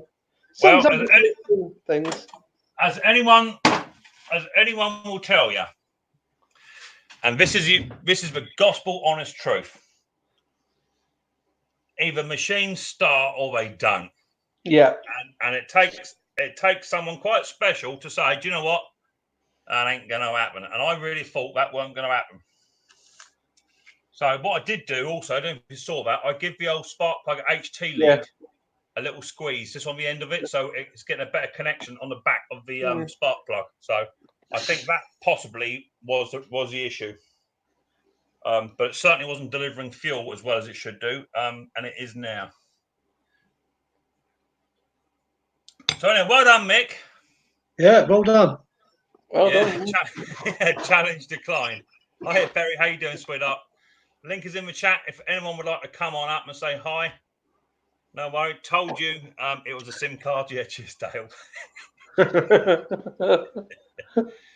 Good. So that's another strimmer up and it's got a bit of a vibrate to it, but they are what they are, aren't they? They're McCullochs. They're a bit of something and nothing, Gary, aren't they? Yeah. Do you know what I bought? years ago, Argos were doing a special deal. Cheap old petrol lawnmower and a strimmer for £119. Cool, can't compete with that. And they lasted. Oh, the lawnmower didn't have any guts in it, really. I mean, I sold that last year, but the strimmer, it just goes and goes and goes. For a garden use, you can't beat it. You know what I mean? 120 quid. I've had it about 6 years, 7 years. Yeah, that's good, mate. Do you want me to service it for you? When it stops, I'll let you know. I'll keep the spark plug though, in case you lose it. Oh dear me, he's getting a bit bloody gobby. You go downstairs for 30 seconds to calm yourself down. Oh, Lord. He's only been on a live stream twice in his life and starts giving me jit. My Lord, Gary, what's going on with you then, mate? Bloody Nora. So that's good. That's that one done. I'll keep firing up throughout the day just to make sure it still runs, because two-stroke Yankers are particularly troublesome. But the carburetor definitely needed a tune because as I say, it's only got a fast-running idle on it on that one, but it was wound all the way in, so that's no good. I mean, ideally, as anyone would tell you who's got any sense of two-strokers, if you're not quite sure on a two-stroke carburetor, if you wind the jets in, the tuners in all the way in, just nicely seat them, don't wind them up tight. And then if you undo them 1 1/4 turns each, they should run, and then that will give you something to work with. So that was all the way in. That was probably why, and I certainly didn't tune it. So, but that started up okay. So that's good. I'm going to start the blue one up again in a minute. That's not been started for about a week. Just to fire that back up, test the reliability of them, and then they can go. Be put up on sale and go from there. No one else want to come up then? Is everyone else too shy or something? What's up with you lot? We've got 22 in the house, and no one wants to come up and say hello. I've got another 3 spaces here to fill up, and no one wants to know. Definitely no frills. No frills. It is what it is. Exactly that. If it either runs or it don't, and the partner hedge cutter I got is going to be binned because it ain't going to go. I don't know what's up with that thing. I can't even begin to fathom it. But something is telling me just to go back to it one more time and have that carburetor off and have another look at it, because the choke ain't working right.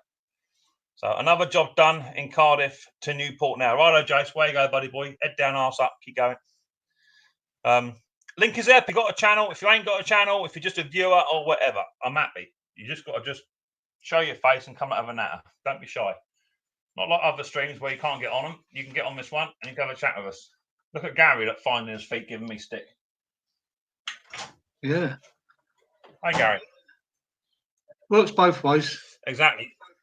In the basement to cool off. That's what Alex. That's what you got to do, mate. You got to make them cool off, mate. Otherwise, they get a bit above themselves and start taking the mick out of me. Don't they? So the link is there. Feel free, people. M&J, you're welcome to come up if you want to. Ramsmo, you're welcome to come up. Anyone's welcome. Pete Froud, you're welcome to come up. Pete, I've not seen you at all, ever. All you've got to do, Pete, is hit that old link. Perry, I'm good, darling. Yeah, I'm all right. Just going to fire that old blue girl up, see what happens with that one. Because that was running all right, that one. That's the one that I bought that pull cord assembly off that fella, off of, was it Lee? I think it was Lee. Let's try and fire this old girl up. It's not been fired for about a week. Has it got any juice in it? Yeah, a bit of juice in there. Oh. Give that a couple of primes. Yeah, a few priming. Bit of choke. Turn it on. Let's see how that one goes without hitting that McCulloch.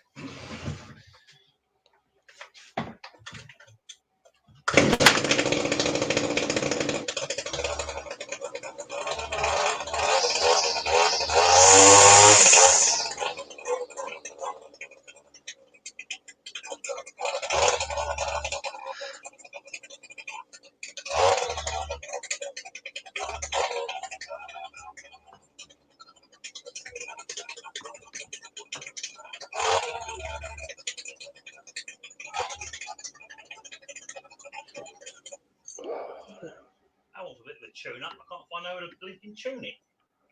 What do you do, Sparky? Like anything, like computers and stuff like that? I do tech reviews and I repair stuff like computers, anything electrical. Been an electrician as well. He poaches Right, eggs. And No, I no cook as well. And a bit of cooking, yeah. Yeah. Oh, hold up. That's one of them hidden buggers, I think. Could be. That fires straight up, doesn't it? Nice.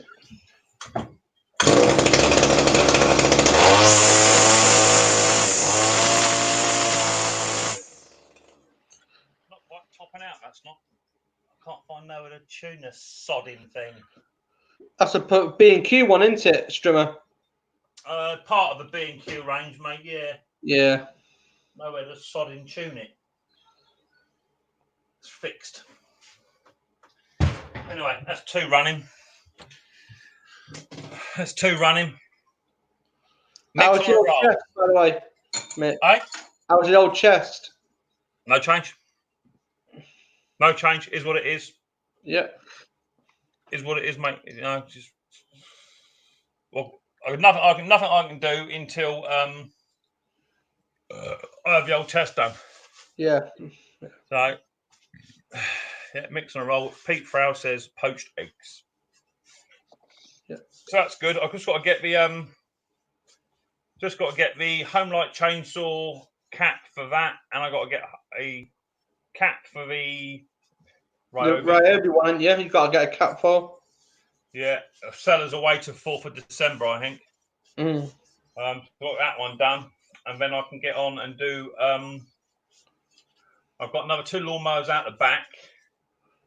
One with a SV200 lump on it, and one with I think it's got a Briggs and Strat on it actually.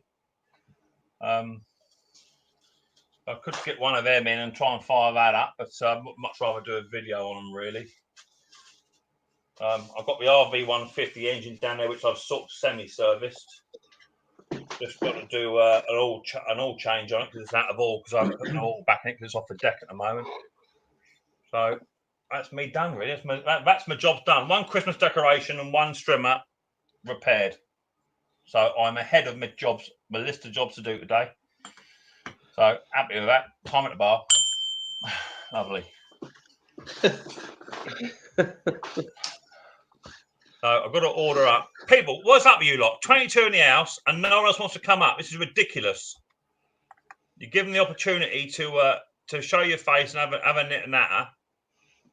And everybody's like, yeah, just prime and just want to sit and chat and take the mickey because no one's brave enough.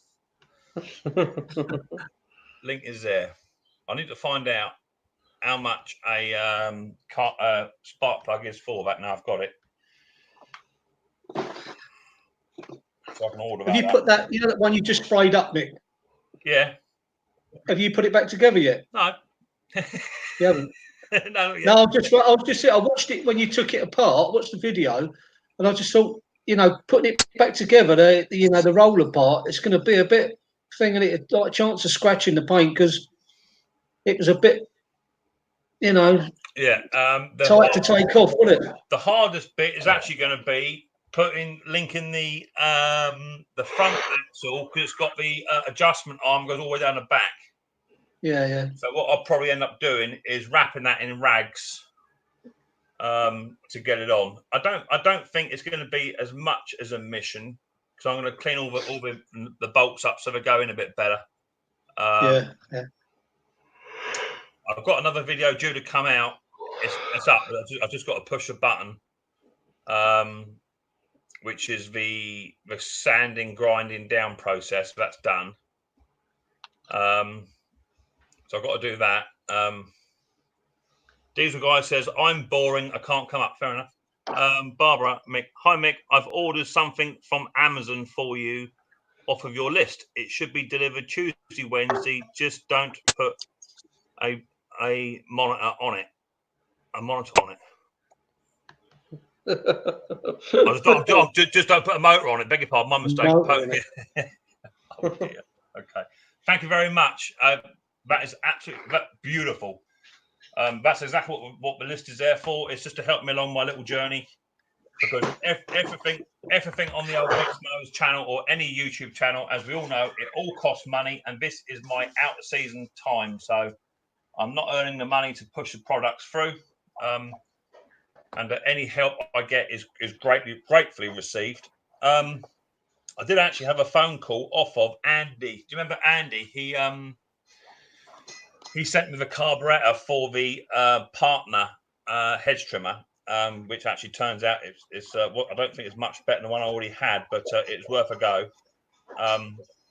He's rang me up and said he's found a place that has got about hundreds of lawnmowers all for sale, and lawnmower boxes about 40 feet high, and he wants to know if I want to go halves with him and go and do a deal with the fella. So that'd be cool. Just want to try and find this spark plug. So yeah, that's cool. So I've got another contact there to check up on.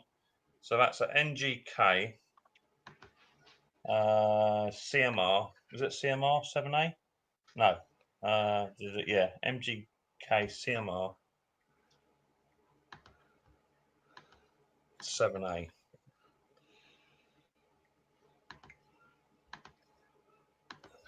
No listings. What's going on with that then? That's a bit backward, isn't it? Even Amazon ain't got it.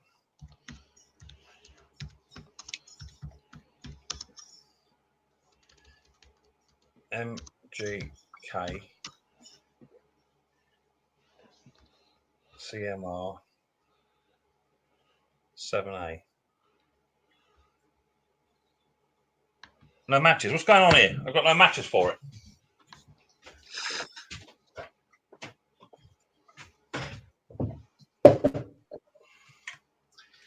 NGK CMR 7A.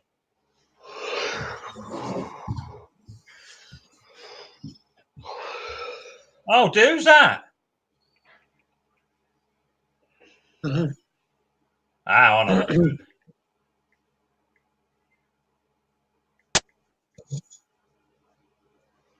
I know what I was doing. I was being stupid. Search. MGK CMR 7A fits many varieties. They're £4 each. That's cheaper, isn't it? Right, let me cancel that other order. Cancel that. That's cancelled. £4 to my door. That's half the price. Good. Better, isn't it? Yeah, that's all of that. I've just put your list in the chat, by the way. Oh, you little sweetheart. Thank you very much. Yeah. Wish list is in the old chat. Feel free. Feel free. There's lots of bits in there. Everything from drills to Kinder eggs. Primer bulbs, Kinder eggs, coffee, a new seat. I want a new seat because this is falling apart and what have you. So there's lots in there. Feel free to help yourselves and help out towards the old Micks Mowers channel. Lovely. Oh, someone's in the room here. Who we got? Oh, there's no one in the room. Oh, it's Roy's a boy. He's there. He's not in the room at the moment. He's down at the bottom of the basement. I can't see him, man. If you want your dinner, let me know. Here, is that in there? No, it's still not there. Right, I'm just going to turn my old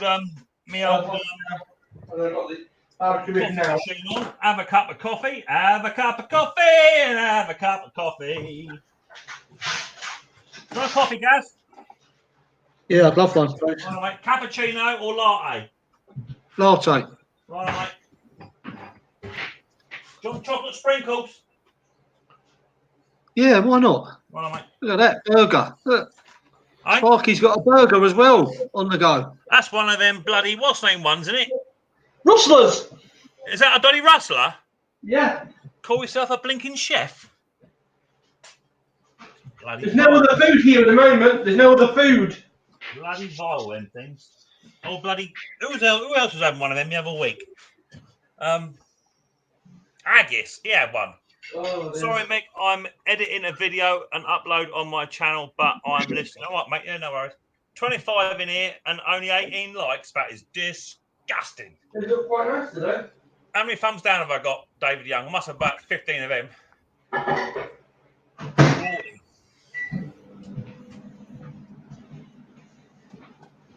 Right, let me turn the old. Oh, hello. Turn that on.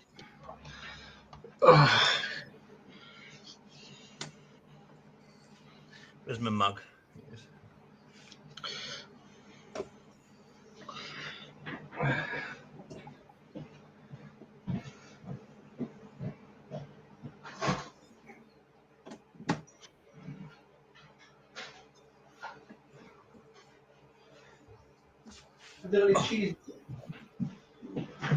Oh, there's Roy. You're back right there, Roy. There he is. Roymond! Roymond! Hello. All right, mate. You went. Right. I see you there, and he darted off somewhere. No thumbs down. Oh my God, Jason Hughes, sort that out. Any biscuits? No biscuits. I should put them on my wish list, shouldn't I? 25 likes now. Woo! Every time I turn my old coffee mate on, my old lights flash. What's up with you?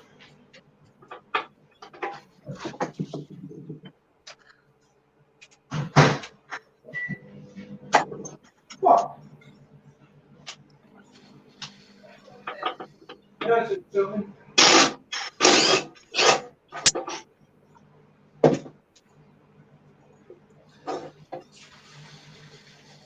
What are you up to, Roy? Having problems with this mower. So, I've got a new diaphragm gasket, clean the carburetor. That's the one you worked on the other day, wasn't it? Yeah, but it's hunting. But there's nothing wrong with the diaphragm. I've taken the carburetor tank and all that off and put it on another mower, and it runs all right, no problem. Is the I stick the tank. has it got a crack in the fuel intake throat? Sometimes you know the plastic pipes that go from the back of the carburetor into the intake. Yeah, no, I've changed that as well. Changed that. Changed the springs. Yeah. I've took the coil off, cleaned that, reset it. Well, there's only one thing left to do, Roy. I'll just give it down. Burn it. Bring it down to the old Micks Mowers shack and put it in the old queue. Next patient, please.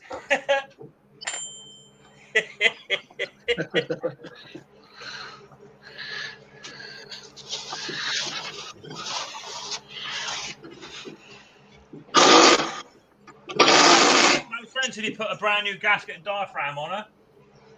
Yeah. And it works fine on other machines, you say? Yeah, the tank works on another machine. I've taken the tank off the old machine and put it on there, and it's doing the same thing. That don't add up. I know, I've changed the springs, just in case there's something wrong with the springs. I've even changed the little clip which holds the springs onto the flap. And what's it hunting like? It's just going up and down. What? As if you think the diaphragm, as if the diaphragm was wrong. So it's got quite a severe hunt to it then. Sometimes it ain't, but it just ain't running right. You can tell by the engine noise. And it's definitely fuel. Oh yeah, it's got plenty of fuel in it. No. It's definitely a fuel issue. Well, it must be, but it's doing the same thing with a different tank and carburetor. So you've taken the tank and carburetor off of that one, put it on another one, it runs fine, and when you put a good working one onto that one, it still hunts. Yeah.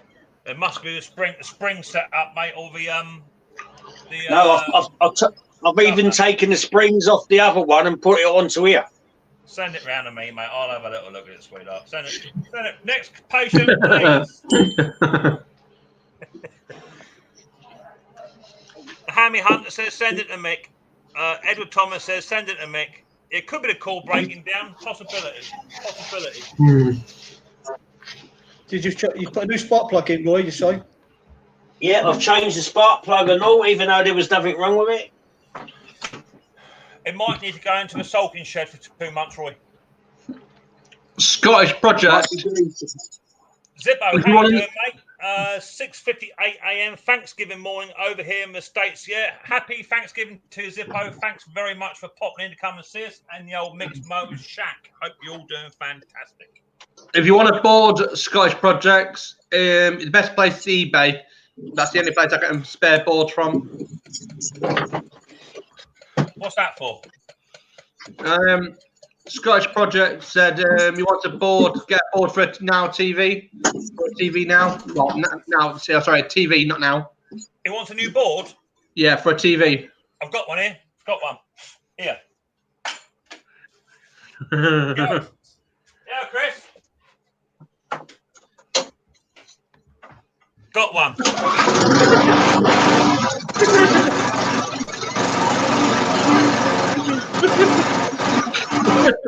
If you get a couple of hinges, you put a TV on it. Perfect. I'll send it up to you, mate. I'll gift wrap it for you for Christmas. Perfect for the board. Oh dear. Oh. I've got 2 of them, so you've got a TV upstairs as well, mate. You can have both.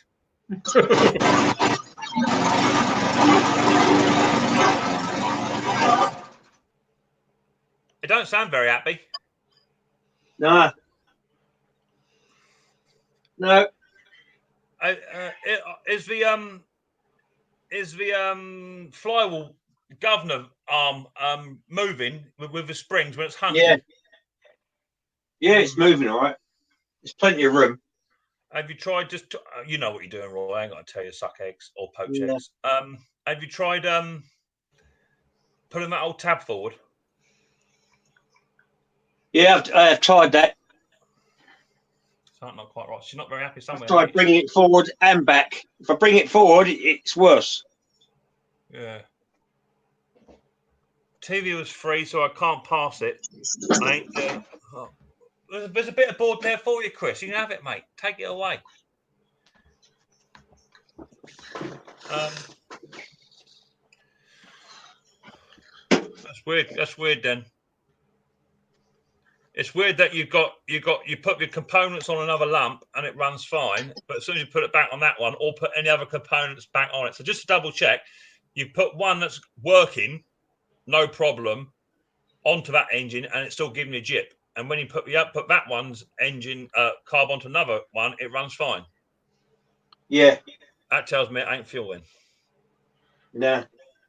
It's either ain't fuel. I take it you've got the little rubber washer and the clip on the back of a carburetor. It's not sucking too much air in. No. I put a new washer on as well. And the fuel intake tube is not cracked at all. Nah. Because that can play them up.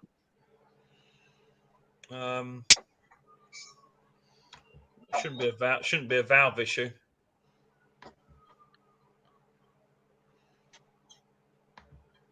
It could be the valves.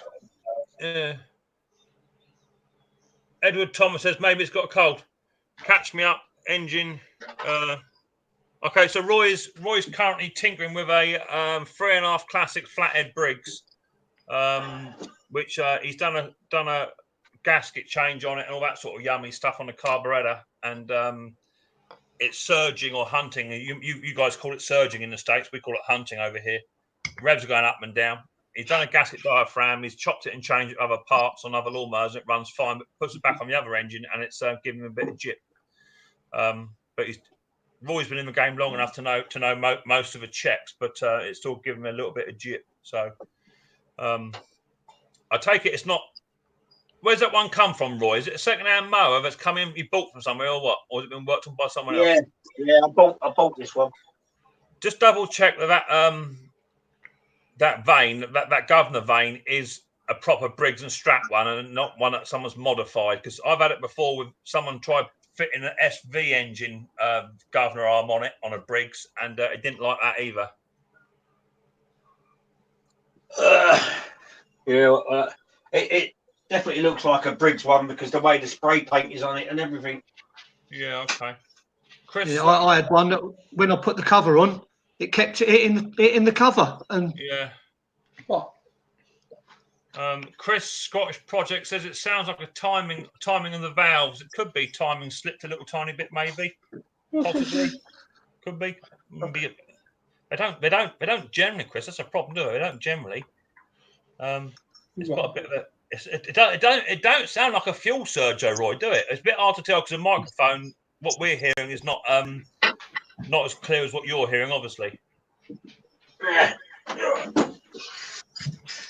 Apart from that, Zippo, I've been working on. I've got a McCulloch trimmer or weed whacker, as you call them, weed trimmer. I've got that one. I've done a carburetor diaphragm change on that this morning. Rebuilt the carburetor, certain components. I've got that running now. That wasn't running at all. Well, I got it running once, but then it started playing up, so I put it back on the bench, and now that's running fine. Just ran up another weed trimmer that I fixed last week. About 5 first pulled. Happy with that. I've done a hedge trimmer, 2 chainsaws, and I've now got an engine on the bench, which is currently in bits over here on the old table over the far side. Stripped it right down and resprayed it, so I've got that coming up. But been busy. Scrap Metal Junkin, how you doing?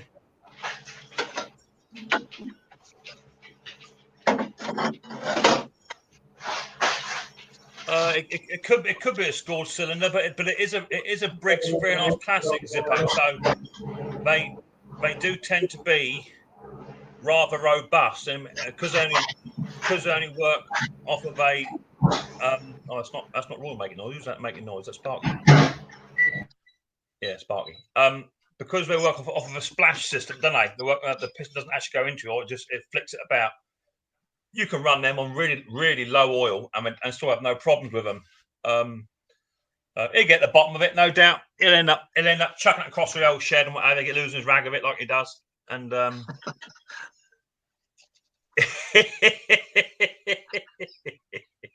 Oh, come on, Roy. Cheer yourself up. Okay. Ethan says he reckons it's a timing issue.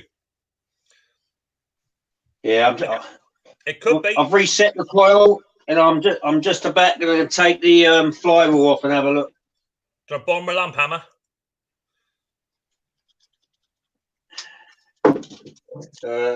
Get my air gun out. Right, I'm going to put myself on mute because of the air gun. All right, sweetheart.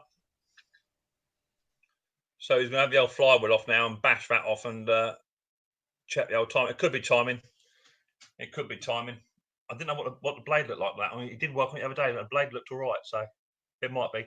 Matt Stumpton's in the house. How you doing, Matt? Links in the chat there, Matt. If you want to come on up, say hello, mate. Feel free. As I say, you don't have to. Wouldn't it normally yank the old pull cord out your hand if it's that? No, not always, Gary. So many people see all these videos on YouTube about if a timing stuff it pulls it out your hand and breaks your fingers. It doesn't always. Sometimes they are literally just a little bit advanced or just a little bit behind, and it's enough still to start them, but they run like absolute pigs. There's so many variants of if a keyway is either snapped or just been. I had one. I've probably thrown it. I had one come in on a. It was a Wolf engine I did probably about 2 months ago. Oh, Gary's gone for a button. No, yeah, I'm back now. Are you back on it? Yeah, I had a Wolf come in and it was missing some bits, and it would start no problem at all, but it just ran like an absolute pig. So I investigated the flywheel, and it was literally, you could see where the key had been struck by the crankshaft, but it had only left probably about hundredths of a tenth of a gap or an imprint in the keyway, but it was just enough to advance the timing out. Yeah. Just enough to advance the timing out. Just so it ran like a pig. So yeah, don't be fooled by it ripping it out your hand, because it don't always. And to be fair, I like it when they don't, because it bloody well hurts when you pull that. Oh no, yeah. Pull your cord with all your heart. Was that Dale? I just saw someone say, "See you later, Mick." Who's that? Who's shooting off? Yeah, ta-ra, Dale, mate. Look at yourself, buddy boy. It's a chainsaw sorted. Yeah, it's on the yeah. I think Pete's saying he's got it running now. Just wants a bit of a tune-up, so which is cool. Nice to see. He got over the issue in the end. That's lovely. Yeah, feel free to come on up, Matt, and see what you think. Well, and was it the Keyway? Yes, Keyway looks all right. Let's have a little look. Take me with you. Which one's the camera? What's that one? Let me blow you up, sweetheart. Hang on. Let me blow you up, sweetheart. Let's just make sure I've got the right one. Let's go forward a bit. Yeah, go nice and slowly. Do you know what, Roy? That looks like the wrong bloody Keyway. There's just a bit of slack in there, isn't there? Nah, there's no slack in there. It looks like there is. It may be wrong. It looks like there is. No, there's no movement. Now take it off and have a look. Take it off and just put a new one in there. That would just get rid of that theory, wouldn't it? Yeah, I ain't got no spare ones. I have.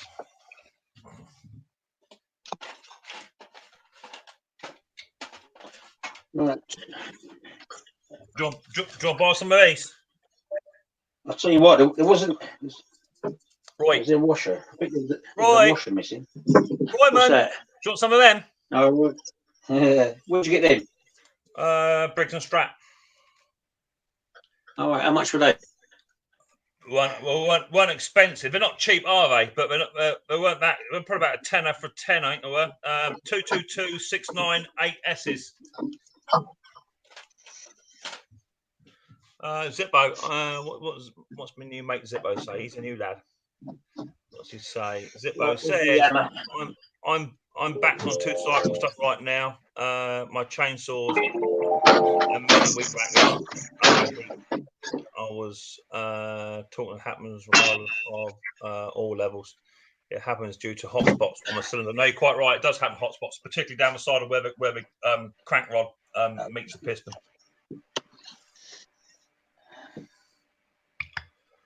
It could be partly sheared. You're quite right. Yeah, it's only just got to whack the face of the key, and that's enough. It just leaves a line down the side of the key, and you've got to be quite good to spot that. That's why for what they cost for a new keyway, it might just pay just to literally just change it anyway, just to tick another box, you know.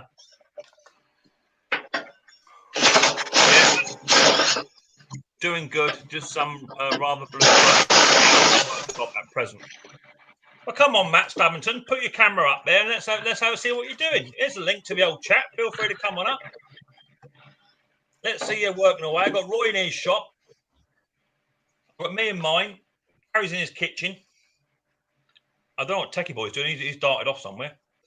So feel free to come on up. Hit the old link. Follow the instructions, and you can be up on the Micks Mowers show within 25 seconds. Feel free. Peace of mind, just replace them. Yeah, sometimes it is. It just ticks a box, doesn't it? You know what I mean? Well, it's got an original Briggs and Stratton key on it. Let's have a look. Let's see what the old key looks like, Roy. Any marks on it? It's got. Has it got any creases on it? Nah. No, it looks fine.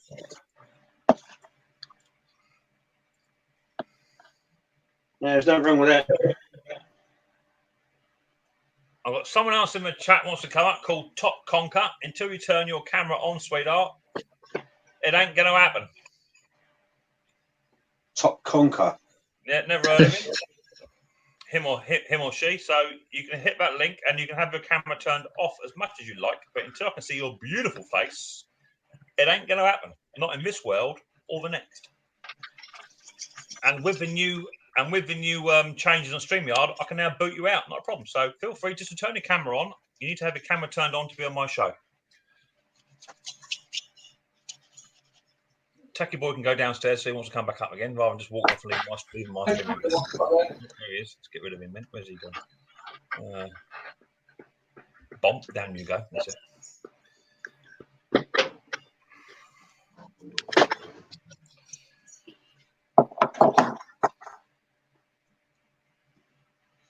Yeah, Top Conker, you can stay there, mate, till your camera comes on. And you're staying there. You'll stay there in my basement full of spare parts until you decide what's going on. Well, I've never heard of you before, so welcome if you're new. But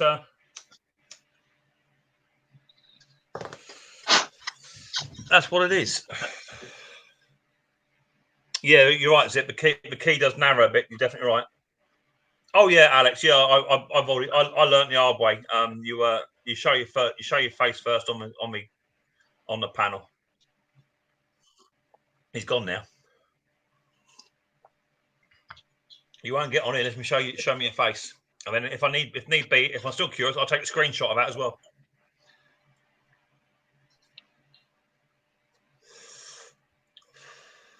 So what are you having for your Thanksgiving then, Zippo? Are you having roast turkey and what have you? Are you turkeyed right up?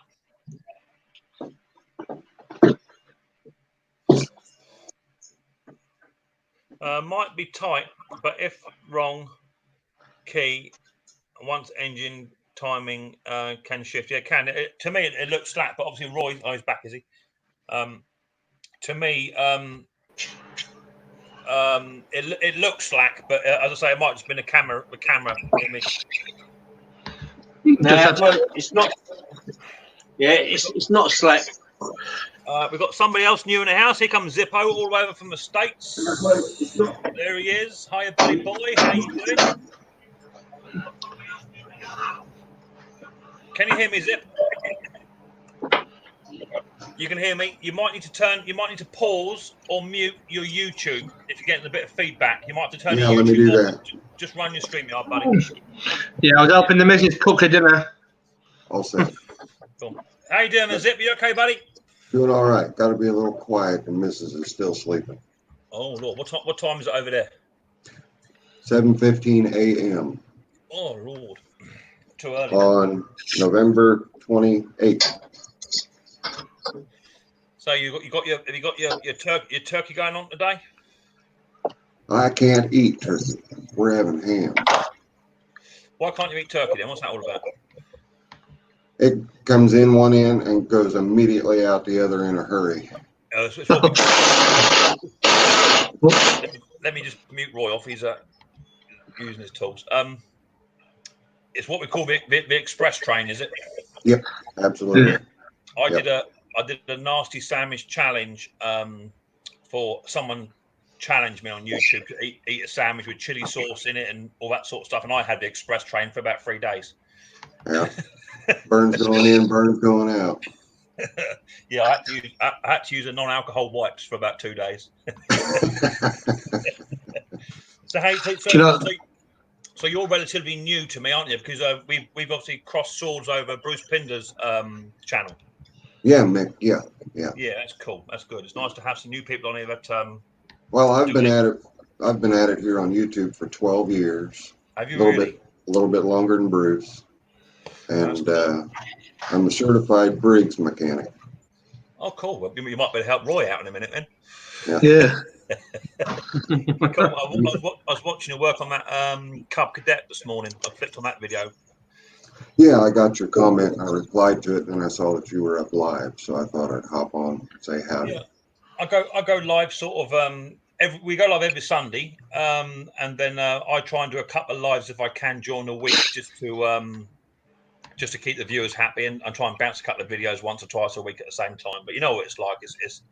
It's all busy with the editing and everything else. It takes a bit of time, doesn't it? Yeah. Well, you can see from behind me, I go live.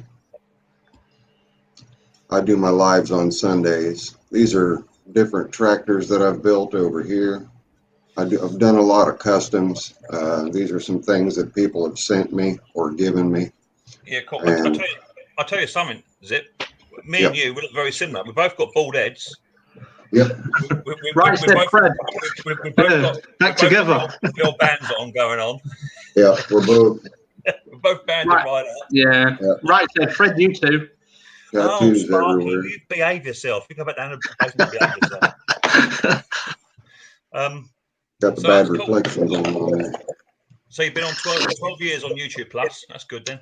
12 years. 12 years. That's good. Yeah. In fact, the very first video that I put up, I still have that tractor. I restored it 12 years ago, and I just did an update on it, I don't know, last year, a year before. And it really blew my mind that I'd been on YouTube for that long. Really? Crazy to realize. That's fantastic. I've met a lot of great people, and a lot of people have helped me, and I've helped one or two along the way. So, well, how many subscribers, Zibbo? 13,100 at this point. My channel just ticked over 7 million views. Oh, well done, you! Wow. Congratulations. Yeah, good. Super cool. It's nice one. Yeah. So what was the tractor that you first did and then recently revisited? What was that all about? It was a 1970 Simplicity 3212 variable drive Sovereign. Okay. I don't know if you guys have Simplicities over there or not. I'm familiar with Sovereign, but I'm not familiar with Simplicity. No. Simplicity or Alice Chalmers. No, we tend to run so many different equipment over here to what you guys run. Oh yeah. Some feedback. Most of the equipment that I have is run by cast iron Briggs, horizontal shafts. Yeah. Okay. That sounds. So they're proper collector's items over here. The old cast iron Briggs, you know. The old cast iron Briggs are. Yeah, they're proper collector's items. I think they're collectible no matter where you go now. You know, they're just. What sort of age is that? Is it? I have them ranging from the 1930s all the way up to 1992, 1993, just depending on the vintage and what it is. Yeah. The oldest one I have is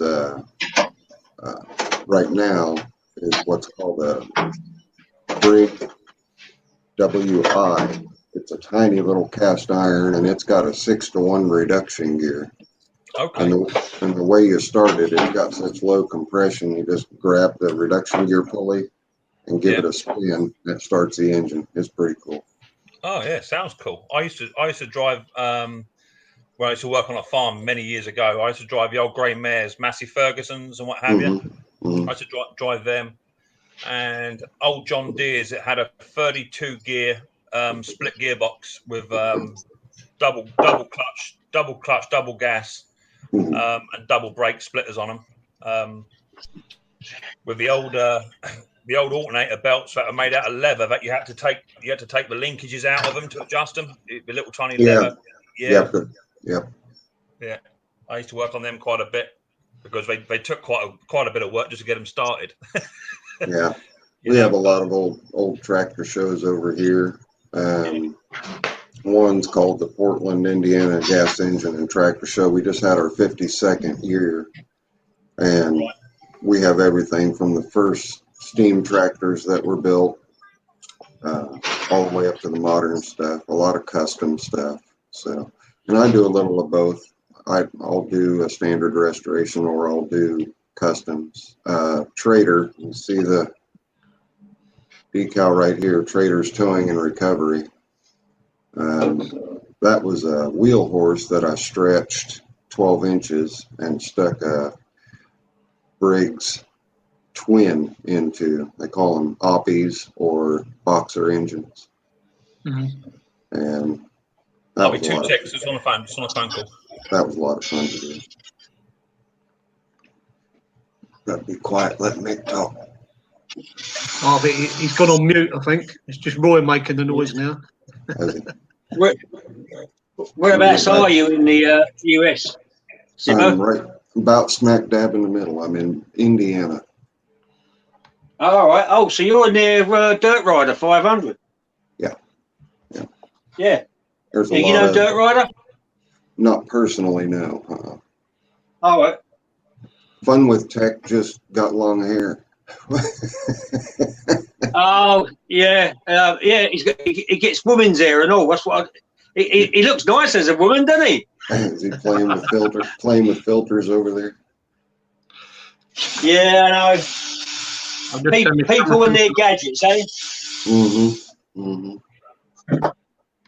Now, I'm just working on an old Briggs and Stratton classic with the little quantums, yeah. No, not the Quantum. It's the 35 Classic. Yeah. Oh, okay. Okay. Yeah, I've got problems with. I've cleaned the tank out and everything, stuck it back on, and it's hunting a bit. Put that tank on another mower, and it works.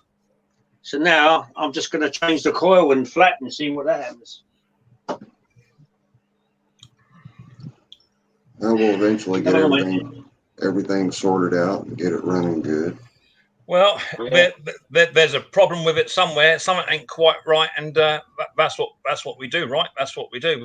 We keep going until we find it. Yeah. Well, I was glad I happened on you guys this morning. Yeah, definitely. So it's always nice to meet new people and to spread the old community a bit more. That's what it's all about. It's not all about subscriber count. It's nothing to do with that. It's about meeting up with new people, especially with yourself. You know, Briggs and Stratton engineer, fantastic. Yeah. That's what it's all about. And it is a bit of a dying trade because these new engines that are coming out, they're nothing like the old girls used to be.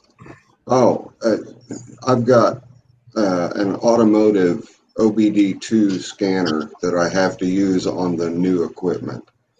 They're fuel injected, multi-port fuel injection. They have mass airflow sensors. It's like a car.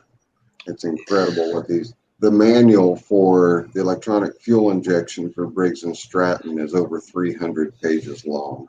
Where you see you see the old Briggs and Stratton manual for the older engines is up here. Mm-hmm. And it's only about 2 pages long. It absolutely is. The funny thing about the older Briggs is just about everything crosses over to the next one. Yeah. Now they're getting so far between on their design and their engine. Like to take the Briggs and Stratton Intech V-twin versus the Briggs and Stratton Vanguard V-twin, two totally and completely different animals that have their own separate set of pluses and minuses.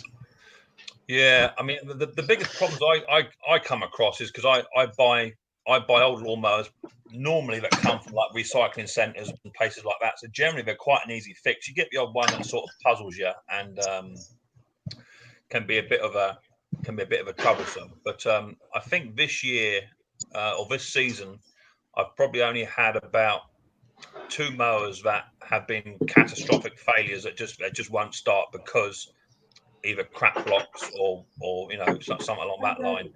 I rebuilt recently a Hater, which you guys don't have over there. It's a Hater 56 Pro engine.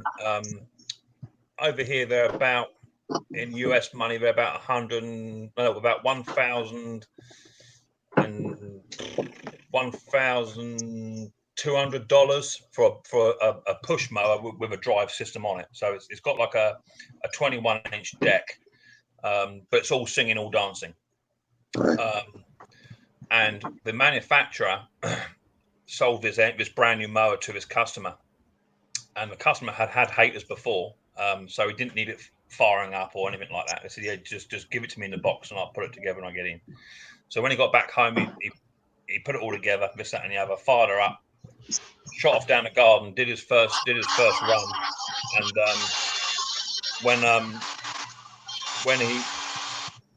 when he got to the end of his garden, the engine just stopped dead, and he had put oil in it. Yeah, pretty much. So they took the engine off and then sold the engine as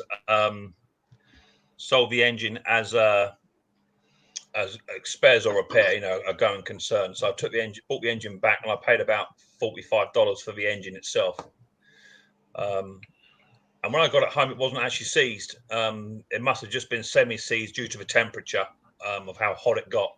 So I took it out, I rehomed the cylinder, put new rings on it. But I found that the piston rod, as you know, they've got 2 bolts that go through the bone, haven't they? One slightly longer than the other, and the short bolt was out by about 8 threads. And there's no way that would have happened in that short run that he ran. In that short run, in them circumstances. So I got this feeling that with no oil, definitely didn't help. But because that piston rod bolt wasn't torqued down properly, I think that was the main reason. So I bought a new piston rod for it, new rings, rehoned it, and yeah, she's up and running. It runs sweet, but it is a little bit smoky on initial startup. That's to be expected, though. Well, I mean, it's a little bit more than it to be expected, to be fair. But I got a feeling when I put the rings in on the oiler rings, I got a feeling that when I compressed them back in, I don't think the gaps were separated enough from each other. So I might this winter have it back in the shop, take the piston back out, and just double check the spacing on the piston rings. Just make sure they're clocked right.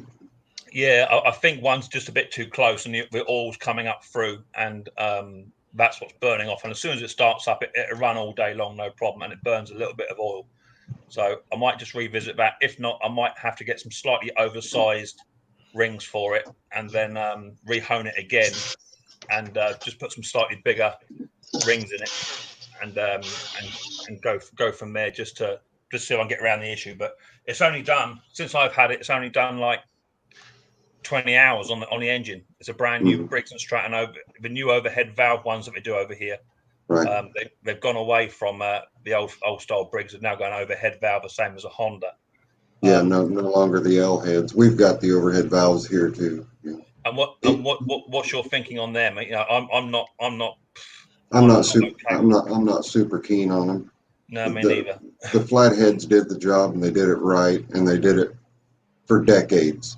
Yeah. It just it's the government sticking their nose in, saying, you know, we've got to make them more efficient. Well, it's not making them more efficient. They use more fuel. Yeah, definitely. Without a doubt. And they use more fuel, but I wouldn't say they're as high revving as the old style Briggs either. No, 3,200's max RPM on an overhead valve, where 3,600 is the max on the L heads. Yeah, exactly. So they're not more fuel efficient. Not at all.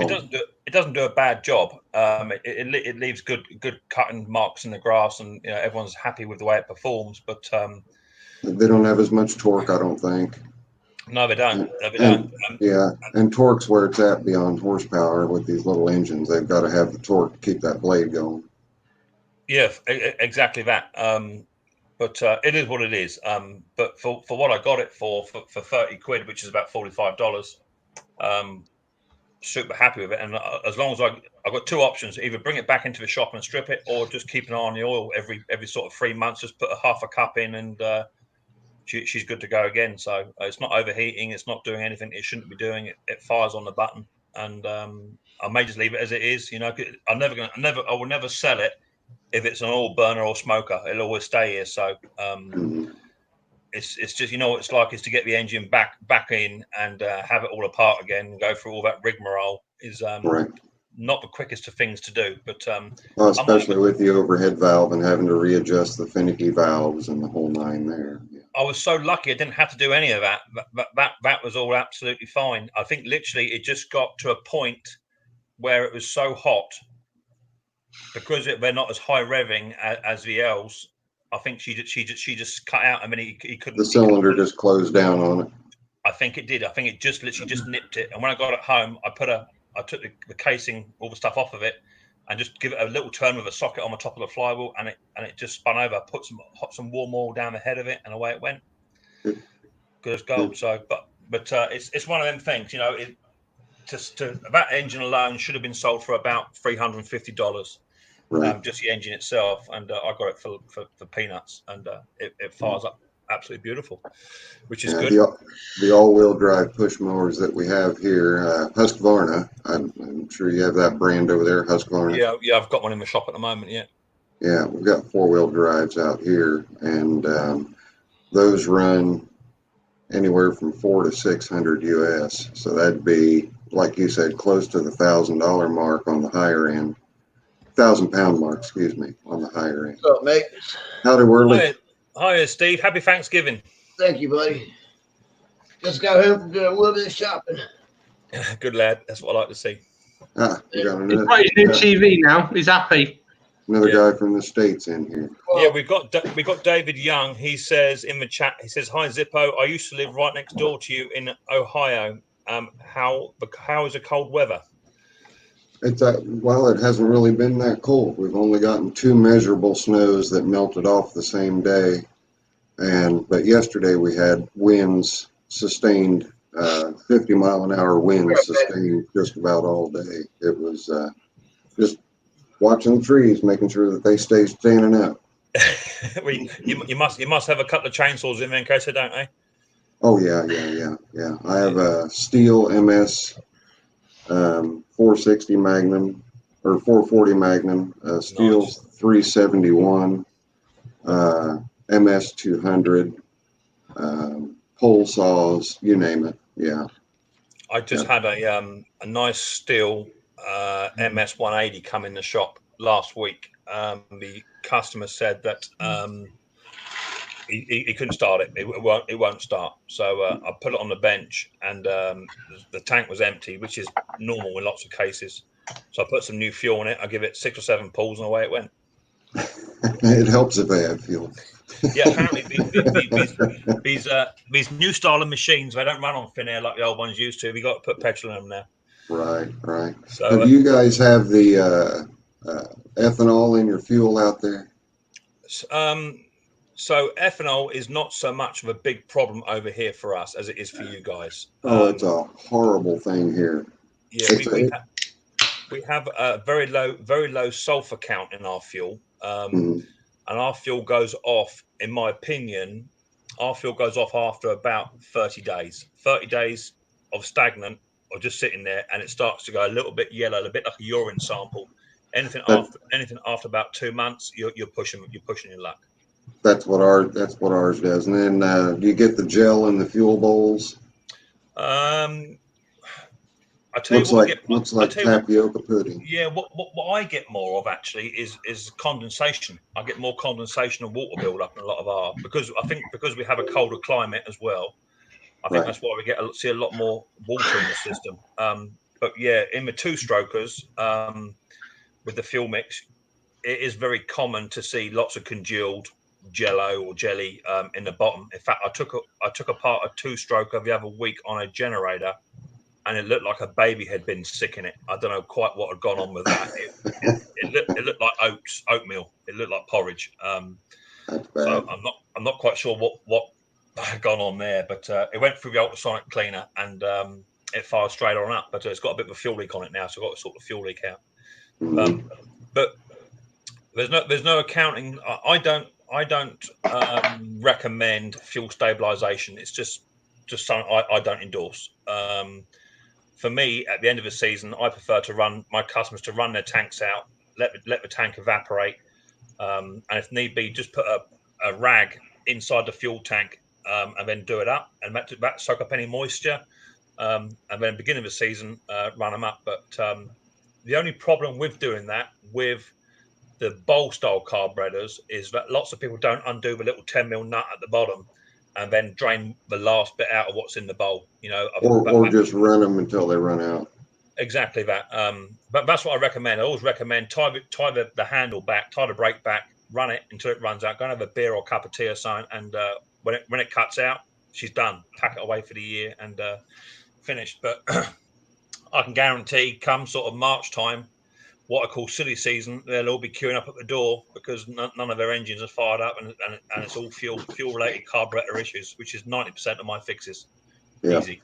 I make sure that through the winter time, because oxidization is a big issue that we have with the ethanol in the fuel too, and it's just the water condensation. But I wind up through the winter time, I stockpile all my different carburetors from the customers I know are not going to listen to me, so I can just throw a new carburetor on it and go.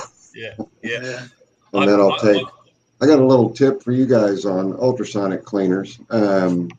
If you take just plain water in your ultrasonic cleaner, but then have plastic jugs to put your carburetors in, depending on. That's what Roy's the boy does. He does that. Yeah, and whatever kind of cleaner you use in fuel, kerosene, what have you, you put your part and that mixture in there and set that in the ultrasonic cleaner. You'll never have to clean your ultrasonic cleaner again. Everything stays in the plastic jug. I tend and this is just myself, I tend just literally to run hot water straight out the kettle, and I just use some dish soap in mine, and I don't go for the carburetor degreasing solutions or anything like that. I just run dish soap water through mine. It does tarnish the alley to a degree. A little bit gray. Yeah, a little bit grey. But I think through the cleaner, I've probably had about 95% success rate this year. I've only had the cleaner probably about 6 months. It will be 6 months. I got it for my birthday. Happy birthday to you. Thank you very much. So I used to be old school. I used to have it on the bench, and I'd be carb cleaner, WD-40, air compressor. The way I still like to do it. The way Bruce does it all the time. I keep harping on Bruce. Hey, you got that ultrasonic cleaner? Use it. It's because he's got to go into the kitchen to boil up his solution to bring it back. Yeah. I might post him a hot plate over. But I think Bruce is just the same as many people. Is that I think you get some kind of satisfaction through having a carburetor on the bench, and when you stripped it out by hand, you know it's clean, and you can physically see what's coming off in the dish. So I think for that reason, that's why Bruce likes to do it that way. I'm the same. Sometimes if a carburetor is playing up, I won't always put it through the cleaner. I'll get my files out and I'll do it by hand. Yeah, I've got big parts washer. I'll throw the whole engine in there before I take the first thing apart, clean everything up with the parts washer, and then pop out the carburetor and everything. I'll just take the bowl off, take the main jet out, everything goes in the ultrasonic, and then I clean afterward if there's anything left over. Yeah, but sure. what I use in my ultrasonic cleaner is something that we have here. I'm not sure if you have it there or not. I don't know if you can read that. Let me blow you up 2 seconds, matey. There you go. Oh. Awesome. Okay. What is a cat? So what is that, Zippo? LA's totally awesome, and it's kind of like Purple Power or Simple Green or something along those lines. It's an industrial cleaner and degreaser, but it won't harm the first thing. In fact, you can drink it right out of the bottle and it's not going to hurt you. Okay, cool. But it does a really, really good job of cleaning around here. And I don't know if you guys have that available to you there, or if that's just a U.S. thing. It's not. Yeah, it's probably just a US thing, and it's such a shame because there are so many bits of equipment and products they use in the States that we just can't get our hands on. And I think it goes both ways. I mean, right, for you guys to have your Walmart, I just wish we could have something very similar over here where you can go straight in, buy it off the shelf, and come back, because our sort of stores that we have are nothing like that at all. Nothing like that. Yeah. They're kind of like your mom and pop corner store. Yeah, exactly. I don't think I'll be tasting it. Yeah. I've just worked on a trimmer, a weed eater that it's called a Power Performance, and there's nothing powerful about it, I can assure you. It's a low end, low economy saw trimmer. It comes for about, I think you can buy it for about $140, something like that. And the pull cord assembly had gone on it, but I physically could not get the pull cord assembly wheel out of it. It would not come out. It's all captive. It's just, I think what they put it in there, and then they put Loctite in there. They wind it in, and you can't get to it. Just made to be disposable. Either exactly replace it or Yeah.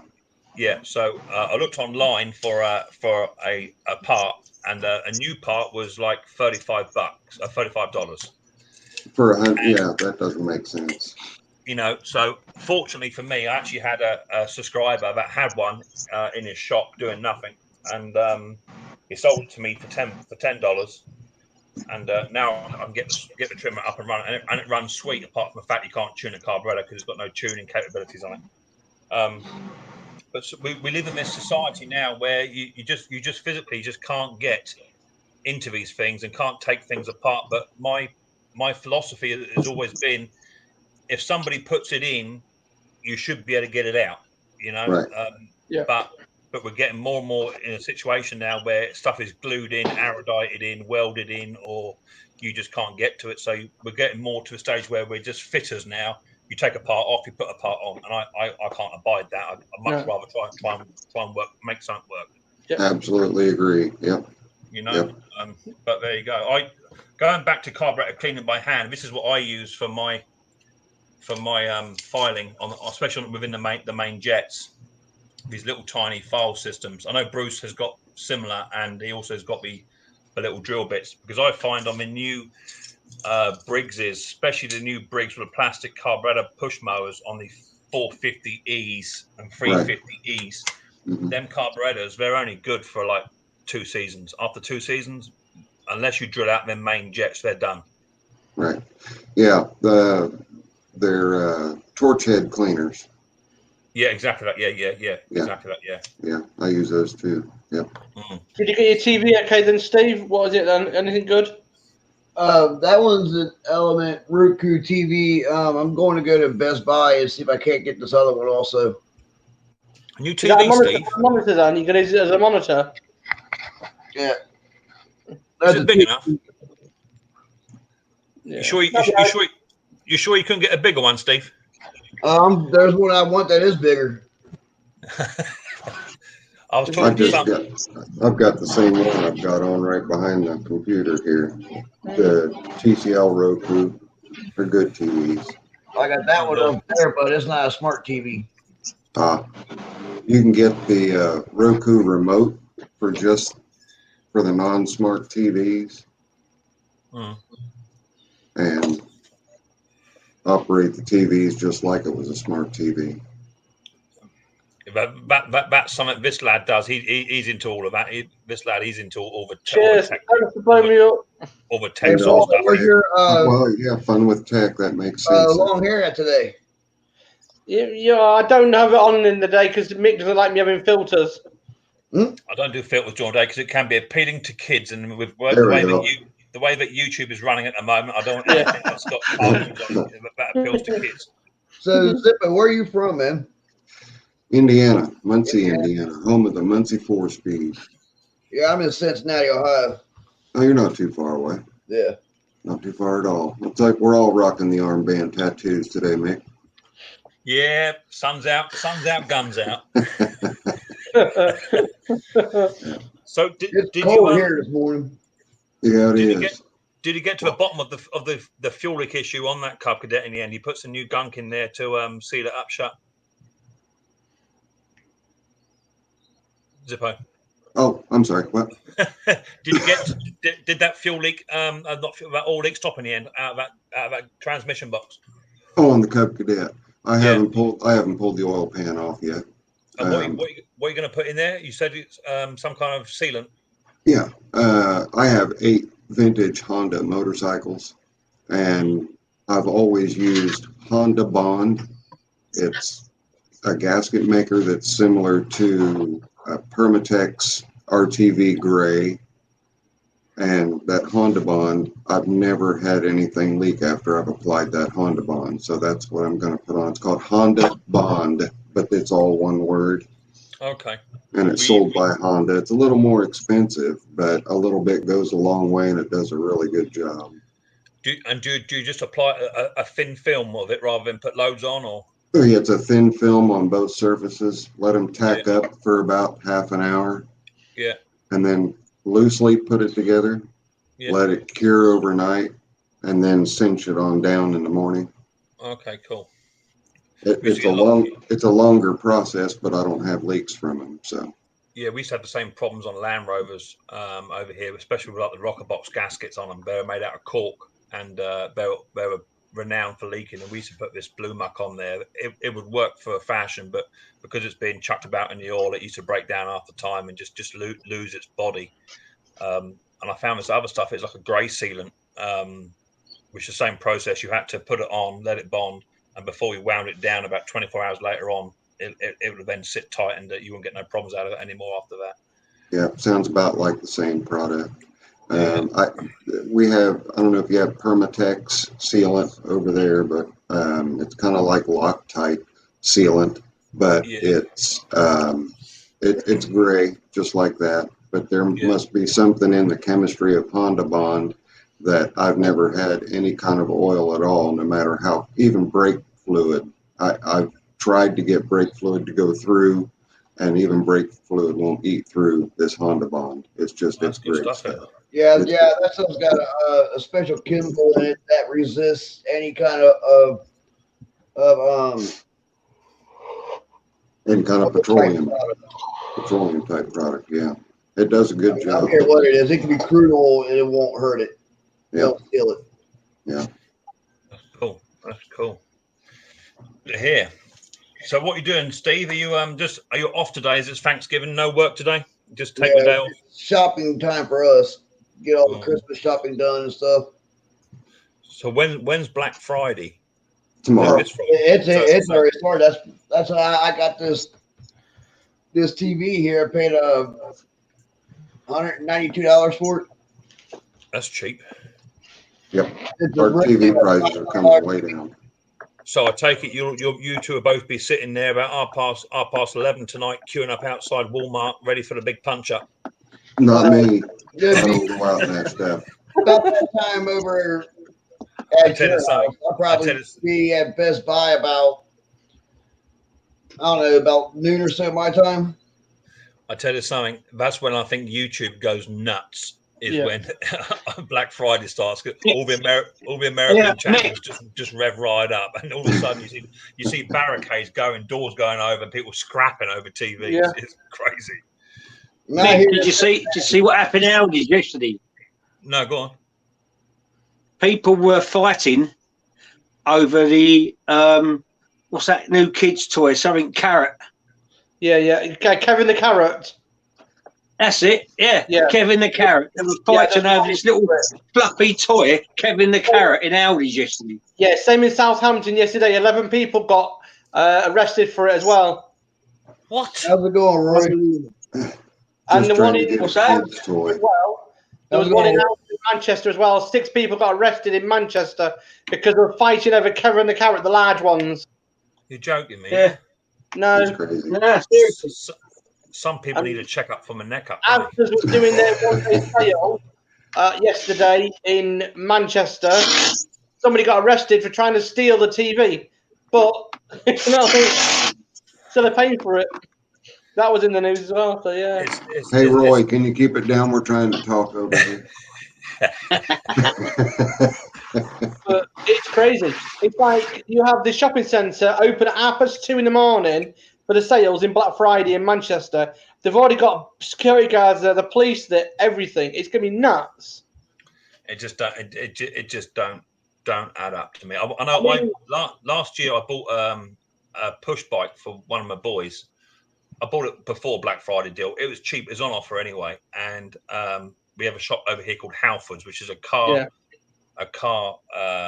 accessory. And if you've got like a broken fan belt or a broken battery, or you can go and pick one up. You get your pants pulled down because of the price, because you're buying it off the shelf. They push the price up. Yeah. So a simple thing like this, grey primer undercoat just for spraying lawnmower decks. That's a 500ml can. That cost me about $8. Well, it's about $13 here.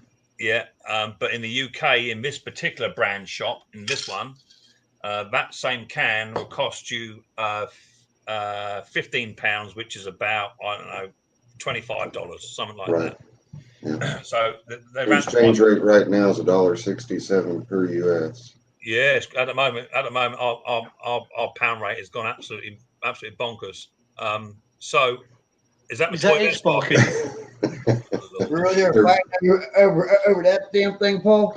Yeah, here. This is the one. This is the Sun today. This is breaking news today.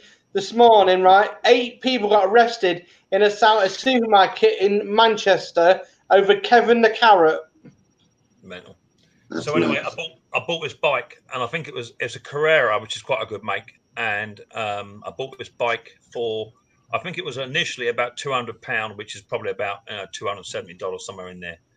And I was paying it in installments on a run up to Christmas. I walked in there on Black Friday to pay a bit off, and he said, Yeah, no problem. I saw a bike over the other side of the room there, and it was reduced down to about £100.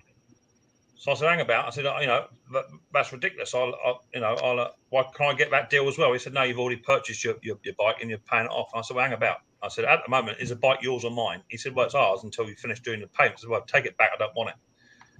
So he said, all you're going to do is you're going to give us back the bike. We give you back your money, and then you're going to buy that. I said, well, yeah, that's what I'm going to do. Of course I am. So he wouldn't give me the deal. So I take it back. I don't want it. They refunded my money. And he said, well, that'd be in account in about 4 days. And I said, well, I'll have that now, please. I'll pay cash. There you go, done. Finished. Yeah. Crazy. I think someone's just put in there, he calls it house frauds, which is about right. They do pull your pants down. My next door neighbour's daughter, she was outside our house the other night. Her car wouldn't start. So I looked it over, and it was a battery, but it's a really small, boxy, little tiny car, little tiny Fiat thing or something. And it's got a little battery, which you'd expect to see on a motorbike, a little 6-volt battery is what it looked like. So I tested the battery, and the battery was done. It was cooked. So I said, go down to Halford, you'll get one. I said, but you're going to pay through a nose. And they wanted £80, which is about $150 for a little tiny, stupid thing like that. And they charged her £20 just to fit it. And that's 2 bolts, take it off, take it out, put it on, and charge her 20 quid for that. See, they put batteries in for free here. They do a lot of that simple stuff for free here. They charge £8 for a bulb. Well, that's right. Yeah, I got charged £7.50 for a side bulb on my caddy. Well, a friend of mine from Halfords. A friend of mine from Halfords. He's got a I think it's a Renault Megane, which has got one of them stupid like a big backside of a car. But to change the bulb on one of them, you've actually got to remove all the bumper. It's all got to come off. You can't just get your hand in. And it's about a half-hour job. And he went down to Halfords and said, yeah, we do you want it fitted? Yeah, £7, please. So he paid us £7, and it was at Halfords for an hour and a half whilst I took the bumper off. Yeah, there's your dinner. You know what I mean? But that's they got you here because you just all the convenience style stores they've got you. If you need it and you want it there and then you got to pay for it. But they're taking advantage. Of course we do, but there's lots of people out there that don't have the first inkling on how to change a bulb or windscreen wiper blade, or some people just can't do it. They got no idea. But then you're relying on the bloke that's working in Halfords who's got no mechanical experience. I don't know where they do some of their training. I really don't. But I've seen some of them struggle just to get a wiper blade off. They carry it with them from primary school. Yeah, I mean, to be fair, you got to look at it in some respect. They are actually learning a trade, and they're going through multiple cars every day of the week.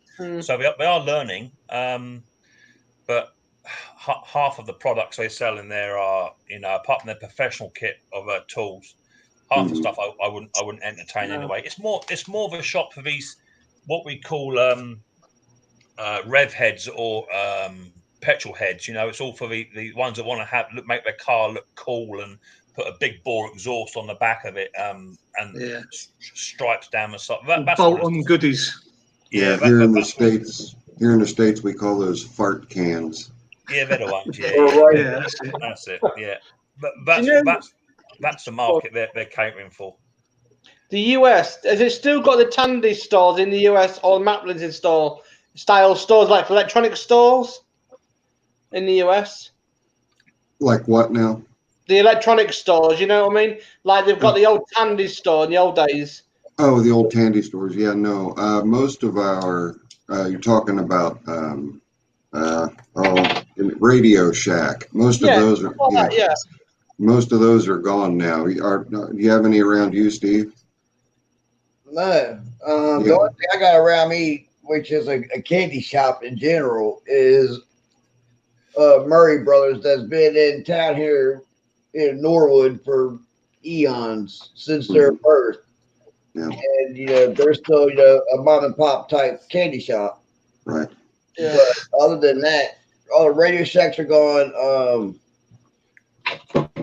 All the Percival style hardware stores are all but gone. I mean, yeah, you can go to Ace and True Value and stuff like that, but it's nothing like, you know, going to, you know, Joe Smith's Hardware, you know, up the road or whatever. Yeah, we're fortunate here. We've still got here just in my town in Muncie, Indiana, we've still got 3 mom and pop hardware stores, and they're just fantastic. They're great. You walk in there, doesn't matter what you need, you're gonna find it. There's one here in Cincinnati. It's called Burkhart's. It's over in Carthage, which is about, I don't know, a 10-minute drive for me from where I'm at. Right. And, you know, if I need a specialty item, 9 times out of 10, if I can't find it there, I'm not going to find it anywhere. Right. Might be able to find it out if I'm lucky, but. What is that? Is that like a candy shop, did you say? Murray Brothers is a candy shop, yes. Okay. I just picked up off of Amazon the other day. I picked up a US candy selection box, which came. It had like one of them really chewy little tiny chews. They're like a green or they're pink or. It's called Laffy Taffy. Yeah, they're okay. Yeah, I quite like them. They're quite cool. Yeah, Laffy Taffy and Airheads, I think, are the only 2 we've got now. Yeah. Good news, Nick. By the way, Mick, you was right. You were spot on. What's that? Do you know when you said put down as gifts? Yeah. It's gone through. No problems. UPS has not picked it up. No problems. I told you, bro. That's what I do. Whenever I send stuff to Ireland or over to Canada or wherever I'm sending stuff, even to America, when I sent a parcel for KK, it had fudge in there. It had all sorts in there. I just put gifts on it, and no one even reads the label. But if you put on their dairy products or whatever, then it gets stopped. So done. So yeah. So looking forward to that in a couple of weeks. Yeah. Well, listen, mates, it has been wonderful. I've really enjoyed this. I've got to get downstairs and get to cooking a couple side dishes for Thanksgiving for tonight. So, I ate my Thanksgiving last night, so. Did you? Zip, it's been absolutely fantastic, mate. And if ever you see the live stream on, just tap the link and come on up, mate. You're always welcome. I'll try and get onto yours, but I know the time zone it does ruin it somewhat. But I'll try and catch where I can, buddy. And I'll come back. My live streams are every other Sunday at 8 p.m. my time. So right now it's 1 o'clock your time p.m. I'm guessing. Yeah. And it's 8:01 a.m. here. So you can just kind of judge that way. You've got a 9-hour separation. Now you guys on November 25th now, right? So you're 28th. 28th. Or 28th rather. Yeah. Yeah. I've got your bell rang anyway, so it'll come on up. So okay, so 8 a.m. or 8 p.m. would be early in the morning for you, depending on how early you get up. That works quite well with me because I work a lot of nights, so hopefully I'll be able to catch you on a night shift somewhere. I'll be out on track somewhere, but I'll hook up with you, Zip. It's been fantastic having you on, buddy, and you're always welcome. Awesome. And Roy, I sure hope you get that little engine going there pretty good. He'll get it going. We'll get it sorted. Look after yourself, mate. I'll catch you soon. Yep. Mick, Gary, Roy, Fun Zip, Steve. We'll see all you guys later. Yeah, take care. Bye. Bye. Did you get it going, Roy? It's running, but it's still missing a little bit.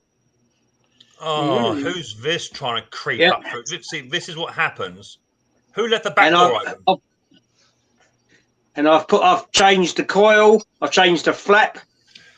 Yeah. All the springs, the hook from a different mower that was working. Steve, did you leave the back door wide open? Nah. So it could be one of the valves or something, I reckon. This is what happens when the back door is left open. You get people like this come on up. You see? I'm not having it. No, you go back down again. Not having it. All right, you can come back up again. All right, boys. Listen, I've got to go also. I'll speak to you later. See you on the next one. All right, Gary. Look after See you later, Gary. Gary. Have a good one, Gary. See you soon, mate. See you later, Sparky. Hi, Chrissy boy. How you doing, sweetheart? Not bad, Mick, yourself. Yeah, you know me, mate. I'm just in my shop, getting machinery working, ticking over as they should do, running sweet as a nut. You know how it goes, Chris. You know how it goes. Was that my colour driving you nuts? Shall I try and start it again? I bet it won't have it. I bet it won't. Let's have a little go.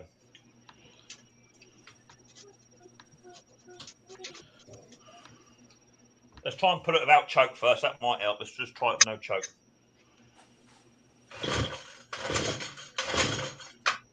Let's choke her.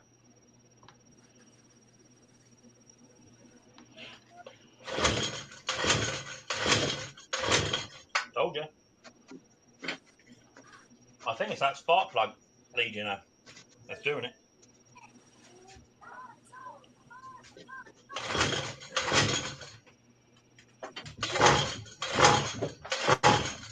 See? Isn't that weird? That was running sweet as a nut.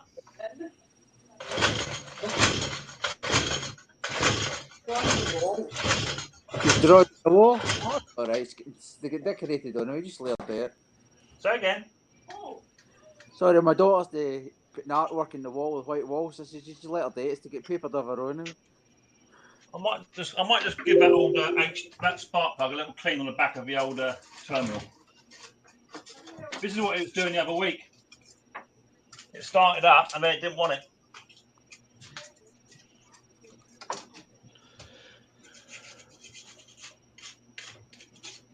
That sounds like your HD's degraded. Yeah, I'm just going to give the old top of the spark plug a bit of a happy birthday. So hi Sparky, hi Warren, hi Roy. How's it going, Scottish? All right. Bad. Scotty. How you doing? Oh, God, I'm sore. You're looking a wee bit warmer, Roy. Sorry? You're looking a wee bit warmer in the shed. You're not wrapped up. Yeah. No, it's just the temperature's got a bit warmer, so I don't need the coat today. You still drawing on the wall? So that's funny. Is it switched on, Mick? No, that's not.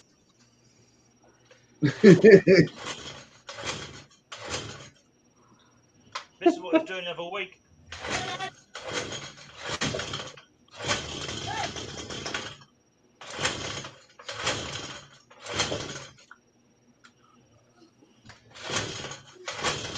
Someone.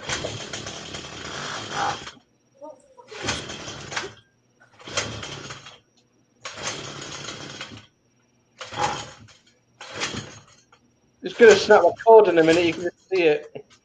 I ain't giving up on it. It should go. Go for it. Go on, Mick. Go on. Algae.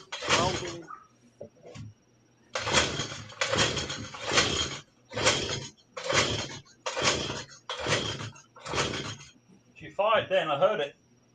It was turned off.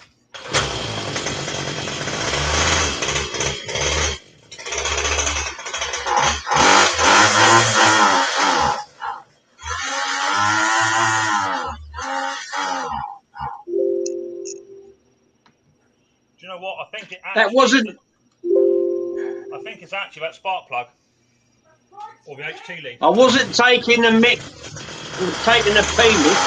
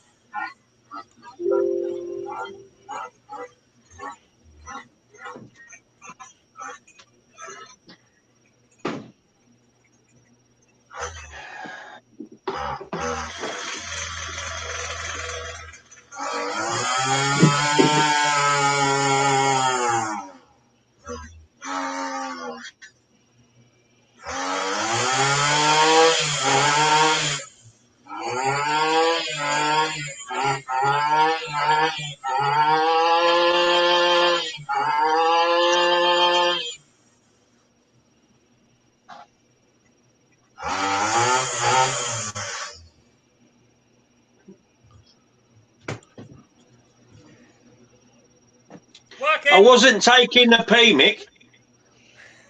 No, it was actually. Seriously, it was just a genuine question because you've asked me that before as well, and it was just a question, mate. It was as I pulled it, I knocked it. I don't think it's right though, Roy. It don't sound right. Well, I tuned that carburetor, and it was running fine. And then I just had to retune it again. How's that make any sense? Unless it's moving. I've had to wind it in a full turn. Was it easy to turn it in, or was it stiffish? Yeah, fine. No, I mean it might be a bit loose. It might be moving on vibration. Could be. I don't think it is though. Anyway, Mick, I've got to go. My thing's due in about 20 minutes. Okay, I've got visiting times. Okay, take it easy, Steve. Roy, me. Anybody I know, take it easy.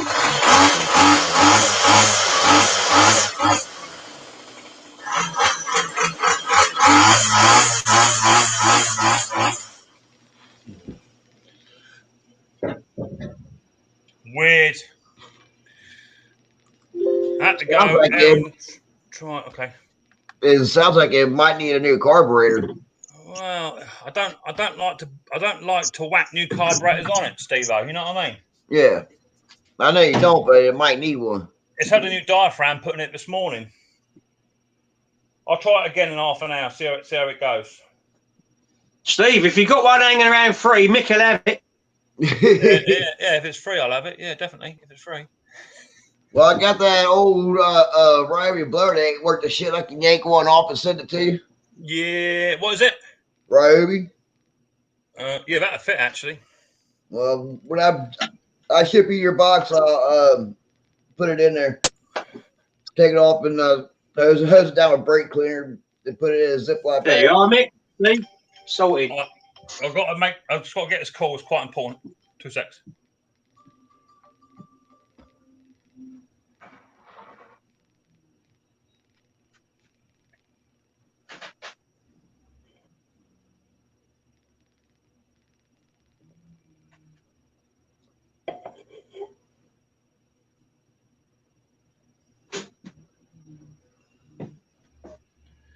Yeah, I have a Husqvarna blower that sounds like it's about to throw a freaking rod. I don't know what the hell's going on with it.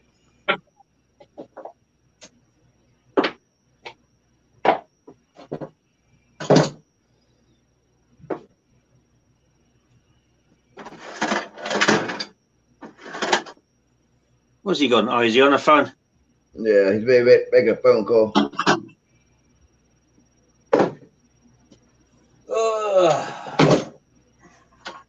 How is it when you're working around your workshop and you lose a bolt that size? It's ridiculous, isn't it? That's what a magnet bar is for, Roy.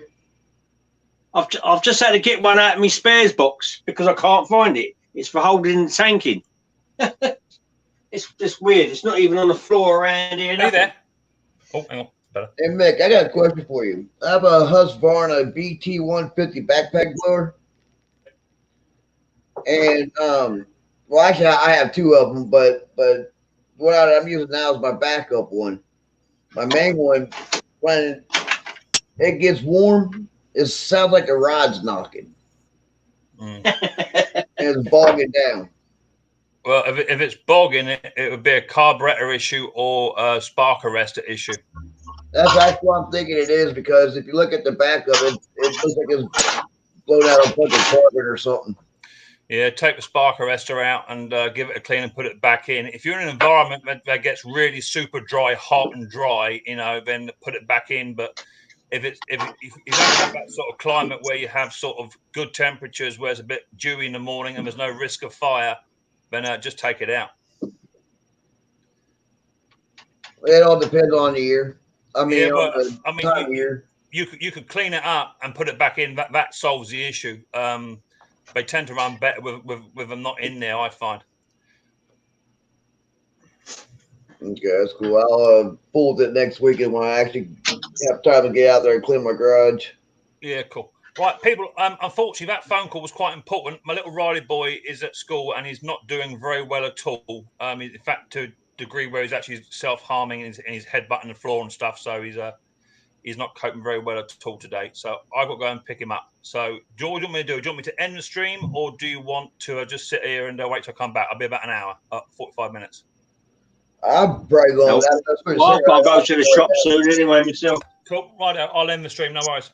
So everybody, thank you very much for coming in today. I've got to end it. I may come back on a bit later on once Riley Boy's sorted out, but he's not having a good day, and my family always come first every single time. Yeah, that's true, mate. And tell him I said hi and whatnot too. Yeah, will do. No worries, people. Thank you very much. And I'll catch you on the next one.